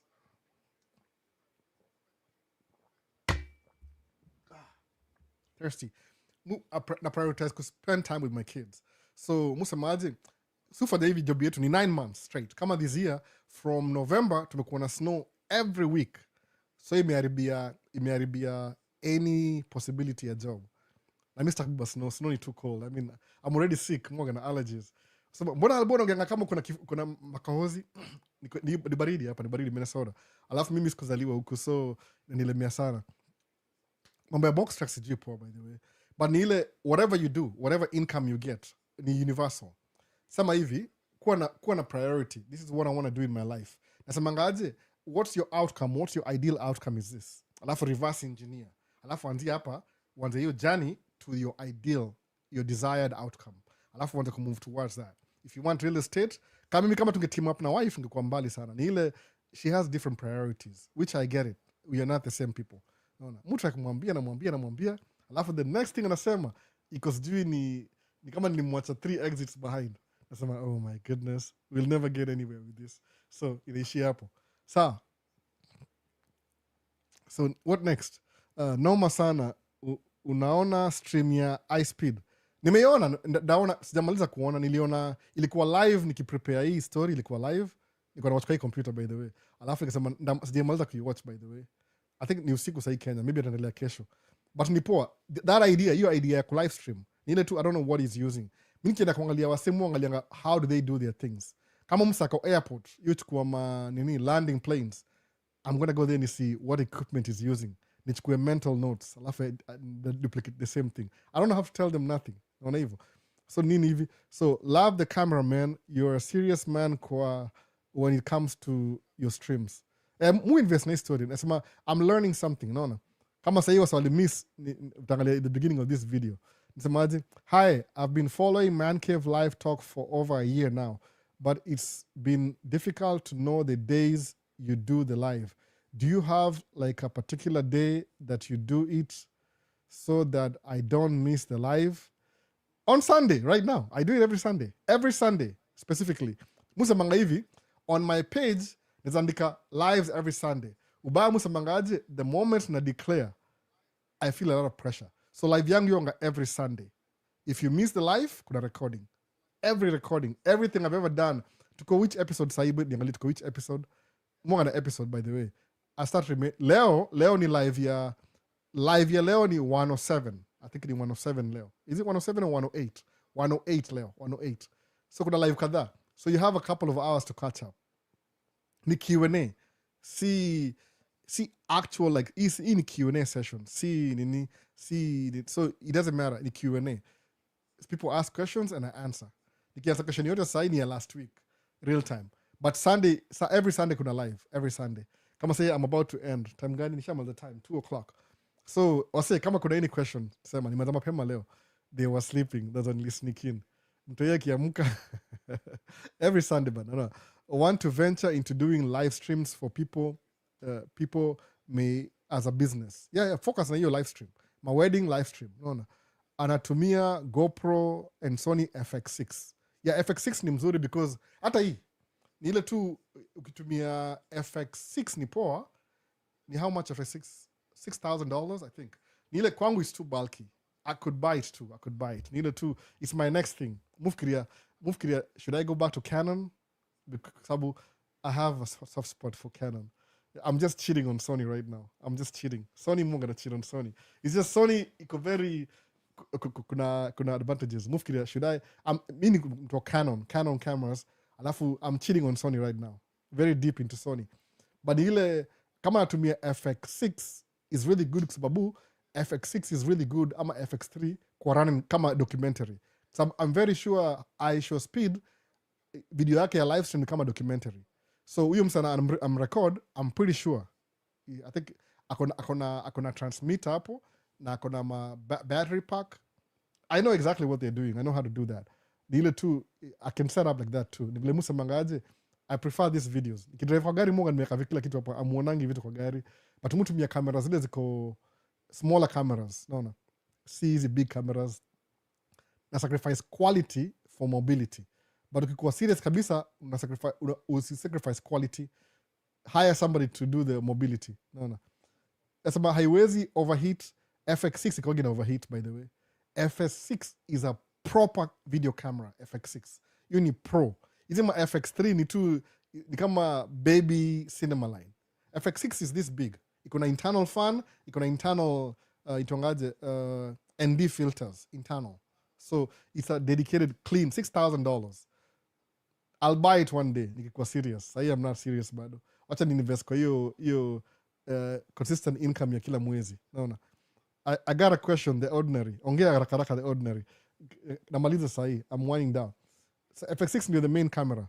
So lisema this year ndaanza a new thing. Nakona display my aircraft, my planes. Naona. Hii ni plane yangu. Mu collect my planes by the way. Hii ni ilitangaje? Hii ni P-51 Mustang. Na ndege na kaivo. I'll be displaying my planes. Model plane. Hii ni ya World War II plane ya American Army. I mean American Air Force. So kuna hii World War II kuna poa kuliko hii tu ni ile plastic. Alafu kuna hii ya golf. Ile Gulf War Saddam ndio hii. Is actually to display. I'm introducing something new. Ona hii itwaje? A10 kama unaweza iona, sijui kama unaweza iona, inakaa hivyo. Ndege. Alafu ni flip around. Collection yangu ya ndege hizi. So hii ni ya World War II, hii ni ya Gulf War. Ni kama history, the planes for that war. I'll be buying more later on. Itu ni example. Alafu the new one ili ja fight war ingine, maybe they use it in walitumia hii kwa itongaje ile raid ya juzi. Maduro walitumia hii. Stealth. Unaona, ini F-35. Model plane, music collect by the way. Unaona, ini F-35. Noma sana by the way, inakaa hivyo. Hizi mavitu ziko hapa chini by the way, hizi kwa plane, hizi kama mjaji, hizi ni fuel tanks. So the fuel tanks. So moga na plane models. Na ngojea Kenya Airways ikuje, Kenya Airways, alafu tutaanza na Kenya Airways kwanza. Itakuwa segment kwa Maisha States. Na go through hizi because I have the lens, kuna hiyo lens ya detail. Kuna lens ya ya macro lens. So what I'll do ni ile ndakana piga picha hizo mandege. Na ngojea Kenya Airways. Kenya Airways you run 3 types of planes by the way. I know what they are. Kuna 2 companies za planes kwa world. Kuna Airbus na Boeing. Boeing ni American, Airbus ni European. Uko iko Toulouse, France, Airbus. Alafu kuna Embraer iko Brazil. Alafu kuna Bombardier iko Canada. So kwa market ya Kenya autumia Embraer wako 35 planes. Embraer ndio connection. Alafu kuna Boeing 737-800 ndio hizo na Rwanda manini. Alafu international autumia Boeing 787-300 I think so, ER. So ndaba hizo model planes za Kenya Airways kwanza. Hiyo ndio the new thing. Once a week, once a month. Nimezi orders nakuja. Kenya Airways ndege zao zote. Alafu niingia Delta, United, nini ingine kapi? American Airline, hizo ni major companies. Alafu ninge hizi ma cheap flights, Southwest, Alaska, Frontier, Spirit, Sun Country, 5 hivi. Alafu ni build hizo ma model planes. And I'll show you a video. I'll be sharing once a month or something. Mkipenda itakuwa every day. Because I'm gonna collect planes on the backside. So I see you have your own plane in the future. Yeah. Alafu nanunua ile private jet pia, ile model. I can't afford the brand new jet. The jet in a cost between 20 million to 100 million. Private jet. Commercial between waliambia nini? Walisema I think the most expensive ni ile ya Dubai itongaje? Airbus A380, I think ni 500 million. Almost half a billion. Ndege moja. Alafu Dubai kuna sijui 120. Akia nani. Sikia vibaya uchungu tu yani. So, mu collect my model plane. I have my own cheap $5 planes. Hizi ni $5 by the way. Hii ni $6. Ile tu ya watoi. Plastic. But mu collect planes by the way. It's something fascinating. Ile tu war. First World War planes, Second World War planes, the Cold War, even inexplain technology. Alafu maybe it's like kama kuna two types of plane. Kuna wide body na narrow body. Narrow body kuna one aisle. Kama hizi connection. Kuna connection, alafu kuna kama hizi sijui nisemeaje, category mingi sana by the way. Kuna ile ya connect, alafu ile ya short distance, alafu long distance. So connect ni ndogo ndogo, alafu short distance ni kama Boeing 737 ama Airbus 3 series 320 319 hivyo alafu inaendelea kuincrease polepole hivyo as you go. So I'll explain ndasha hizi vitu zote hizi. So I see you have a creative journey. I collect planes by the way, if you guys have never known. Nile nisema tu, it's too embarrassing show, lakini nimegundua there's YouTube channels dedicated to plane collection. So I'm gonna do it too. Niliambiwa one of the guys Minneapolis, it was DG Pilot. DG aliambia, you need to start your own YouTube. Aliambia, I will. Oh, that's a good idea. So nda try. No, I'll share some. I'll do the unboxing. Muone. If it makes sense, if it doesn't, they shut down immediately. There's a channel link on the side. So any questions? Any questions? There are travels I the last time. Oh my goodness, so many questions. Ilikuwa ayezi overheat or sasa. So kuna, at what time exactly do you start the live stream on Sunday? Naishi United States of America, niko Central Time Zone. So mu try Kenyan time between 7 to 8, mu prepare. If I didn't need my kids' attention, ningeanza 7. But mu anza. I didn't get that. Could you try again? Oh, naongea nini tena? Naongea na Siri tena. Siko naongea na Siri hapa. Siko sema anything. Okay, the evening. Muanza 7 to 8 to 9 to 10 on Sunday, every Sunday. If I get time during the week, which is really hard by the way, nimejaribu nimeshindwa, because I can do lives every day. Lakini watoi wangu ingia chuo 7, na drop off, alafu na pick 3. So by 2 o'clock, lazima nikawachukue chuo, nikapange laini. So that's why inakuwa difficult to do live during the midday. Alafu when my wife goes to pick them up, I have to watch the little one.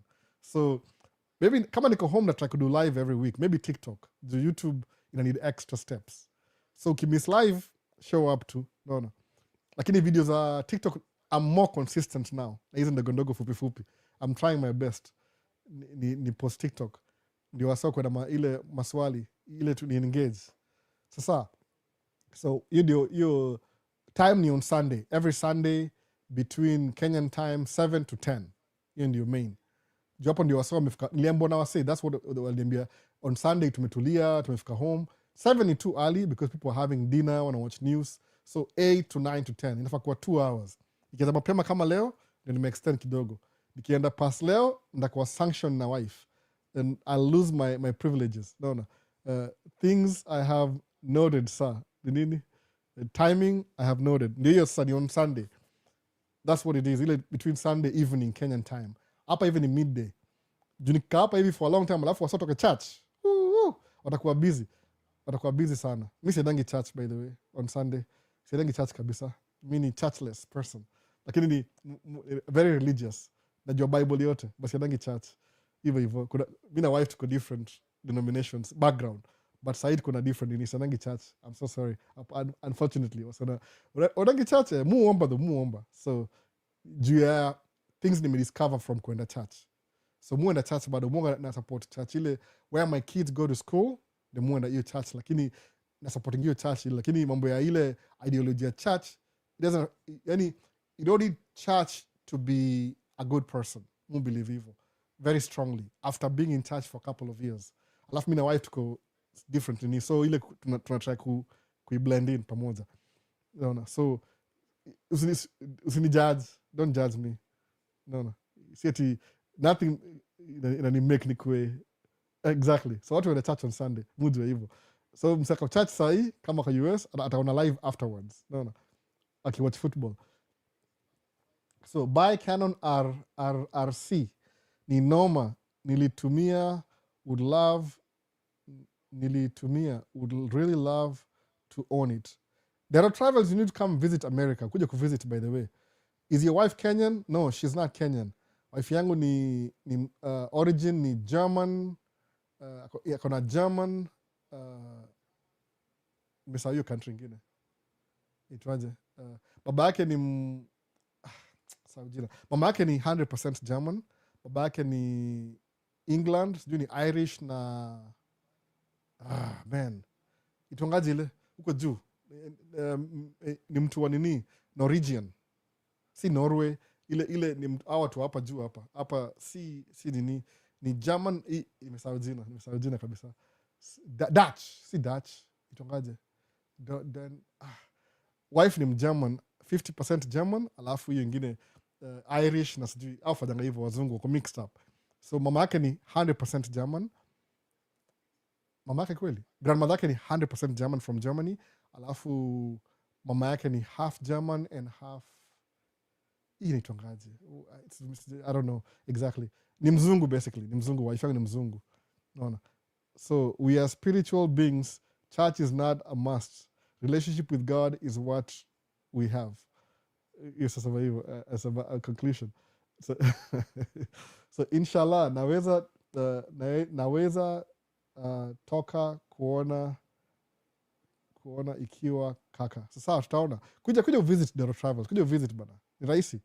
Ufanya hivi, when you come to visit America, specifically come and visit alafu rudi. Naona. Kuja visit alafu rudi. Uta create credibility. Naona. The expensive hobby. I love everything about Maisha states. Let's learn. Richie, oh my goodness, it's very expensive. Mtu miado ni kama ni therapy. Collect planes, therapy. Kwangu. Unajua hivyo. My life, there's something I'm going through right now. Ningle, I'm saving so aggressively to invest in the future that I don't really spend so much money every to focus. So to blow the steam, once in a while, munu camera expensive. Once in a while, munu planes. Because I'm saving aggressively for investment. Most of my money go for investment, by the way. Either saving for investment or something else in the beginning. Because I'm getting old. It's not your time, by the way. That's what kids nanga mchezo mingi. But your plane collection is very expensive. Niko na kadhaa, by the way. But ndashare pole as time goes. I'm learning how to do it. It's brand new. Nilipoa suggestion na buy planes zangu kwa how many places? Buy place 3. Buy nitonga MTS. Richie ni wewe Ohio. Iko Ohio huko. Sio kama niko kwenyu, by the way. MTS iko Ohio. Buy planes from Ohio, MTS. Na buy from DG Pilot locally. Iko St. Paul, Minnesota. Alafu nunua kwa the airplane shop iko Las Vegas. Munua online. Alafu eBay, ama Amazon, ama Timu. Ini ya Timu, by the way. Very cheap, $5. No. I fly planes. Kuna toys. By the way, hizi toys kuna shop dedicated ya hobbies. Inaitwa, peleka huko siku moja. I'm too shy. Mimi niko very shy. I can't do it. I'm very shy, by the way. Kuna plane ya hobby. Kama nitwangaje? Hobby Lobby. Hobby Lobby. Nikasema kama Kenya. Hobby Lobby. You can buy hizi vitu za create. Kama hii plane na kama na pieces. You put the pieces together. So watoi I think my wife na watoi wali put it together. Ili kwa watoi project. Ni pieces, by the way. You put everything together. Kama puzzle. So nikasema because it's a puzzle, ini cheap, I'm gonna buy the die cast. Ile kama chuma hivi. So ndakuwa nafanya hivi. Inapatia overview. Nda unbox hiyo plane. Nichukue 360 yake ni wa show. Alafu ni weigh. Alafu ni display. So by next year December, tachukua account how much money nimespend kununua planes. kuna different ratio. Kuna ya 1 to 200 and 1 to 400. So 1 to 400 ni slightly bigger, ni kama tuseme 15 inches hivi. 1 to 400 ni ndogo kama 5 inches hivi ama 7 inches hivi maximum. So kama ni ndogo natumia ile lens ile macro lens ni bring out muone picha. Kama ni kubwa sana natumia tu lens ya kawaida. So it's a new thing. I'm trying out on this channel. Sababu huyo msa wa shop ananiambia DJ, ananiambia you need to start a YouTube channel. A collector's YouTube channel. Ananiambia sikumwambia mfanya YouTube, sikumwambia hivyo by the way. Aliniambia hivyo yeye mwenyewe. So ilikuwa suggestion yake kusema that's a good idea. So nilinunua what did I buy from there? Nilinunua 2 military planes na 1 local mid-size plane, connection plane. Naitwa Sun Country Boeing 737-800 na C5 na C17. Ziko pale hivyo nazi unbox baadaye. Alafu of course na P40 EE Mustang, P51D Mustang. Iko na 4 na unbox. Maybe leo na post sometime next month. I don't know how to do it by the way. I'm figuring it out. So wase tumalize. Naoma sana. Dero Travels. Come visit Dero Travels. I'm back here. Net kusumbua huku. Oh, sasa Vini come visit pia. Najua ni challenge. Oh, how? Come visit. Unapenda plane sana. Nimefanya kazi airport for a long time, alafu you're not allowed to kushare hizo pictures are close range. So if I share pictures of planes, they'll ban me from going in there. Ni rules. Don't take pictures, don't share. You can take pictures, but don't share pictures. Even wasamanga hivyo. So because I want to share, the best ni kuchukua model planes, kuwaonyesha. Niko na hizo video, niko na picha. Sijui ndashare wapi, I don't even know. Anyway, mfanya kazi airport. Ndani yani kwa runway, pale ndani. We work at the runway. So nikishare, they'll ban me completely. Ni against the rules. So nilikuwa hiyo area ya Embakasi, Mlolongo. I was interested to do videos na pictures of plane. Do it by the way. Kabisa, piga picha. Anza na picha kwanza collect, lakini video ndio muhimu. People watch more videos. And even do it. Alafu nini ingine? Buda ni aje? Poa na Vixi ni aje? Vixi Vic. Ni wewe Vixi. Umeniita Buda. Huyu ni Vixi, yule mmoja yule wa Vixi kuja live bana. Uko free ama? Sije kama uko free. Kuja live tena tuongee. Give us the background context ya ICE shooting the American lady. Oh, Leon umechelewa bana. Ilikuwa hivi. They were doing an operation kwa neighborhood, the same place mali George Floyd aliuliwa, Minneapolis area neighborhood. Alafu the lady was leaving the house, anaishi hapa. Kuna snow kwa barabara. So when she was leaving, akaona gari zikikuja. Akawavia akawaambia tokeni muende, piteni. Mmoja wao akakuwa na ni kama catch feelings. That's true. Mimi kusema kweli, catch feelings because people were protesting. They don't want them. Walikuwa protest. So catch feelings. So when they catch feelings, akataka kumtoa kwa gari wa muarrest because they can arrest you by the way. They can arrest you. Ni cops, so they can arrest you. So kwenda kumuarrest, she was trying to get away. Kugera away, huyu mmoja akamshoot. Boom. No. Akamuua. Kwa face, alimshoot kwa face by the way, kwa sababu mbele ya gari hapo hivyo. Kwa kesi. So kuna murder case. So akasema sasa hivi ni federal case, lazima ikuwe investigated. Probably what I'm hold accountable, something will happen. But ni ukweli, if you're a human being and you kill another human being, you can't sleep at night. Hauwezi lala. So hauwezi lala. Hiyo ni uongo. If you kill somebody, hata ufanye nini, hata ku-excused, ku-pardon, doesn't matter. That thing will haunt you for the rest of your life. So kwa mtu, a mother of 3. No. So imekuwa sahi kama story. Na ni federal. Our ICE ni federal police. Au si local police. So hata local police haiwezi interfere na federal. Federal ni above local police. So ikienda kwa watu kama kwa administration, because hao ndio mpatiana hiyo job, of course they'll try and shelter, ndio si compromise their operation. So hiyo kesi itaisikia maybe 2 years from now. Sijui itaisha lini. It's a long process. No. That's the context. That's what happened. According to the video nasema. There's no other thing. Ni ile tu, the lady was leaving her house, anaishi huko by the way. Anaishi huko. It's her neighborhood. Alafu hawa sasa wanataka kutafuta immigrants. What they're doing, ile wana walk in the streets, they ask you for your ID. If you're black, it's true. I'm not kidding by the way. They're only picking up watu wako brown, mzungu hata wamuulizi. They are racially profiling. That's what they're doing. Make show up, like, are you a citizen? Show me your ID. Kama sina ID, unani arrest. That's what they're doing, ICE. Period by the way. ni racial profiling period. Hakuna ati awasomeshi mzungu, wasomali, wa Afrika na wa Latino, that's it. Ni racism straight up, hata wadanganyi, naona. See, there's nothing in between, naona. Ati wakiona mtu mweusi, can you show us your ID? Hivyo. So that's what they're doing right now. Ni kama ile mse the mustache man huko Germany, hiyo story yote straight up ni racial profiling, hakuna story yote. That's what they're doing. So huyu ni mzungu mama kama anainterfere, wali catch feelings by the way, which happens, wazungu waga hivyo anyway. That's what happens, hakuna siri yote by the way. So Dero Travels nyingine, hiyo ndio feedback ya Leon, mechelewa kidogo by the way. Alafu samaje Russia ndivyo happen.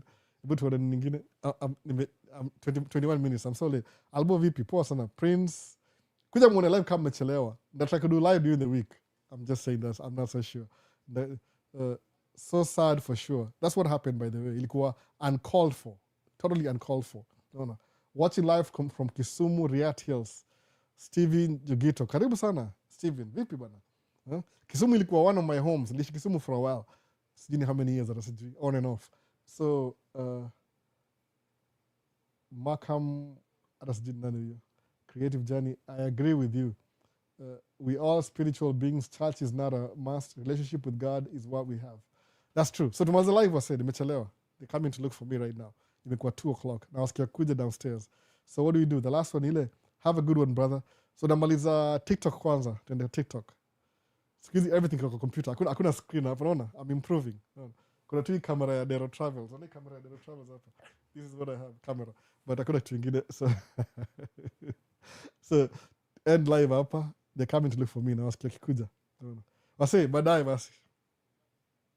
Peace. See you in the next one. To end live hapa TikTok. Alafu YouTube pia.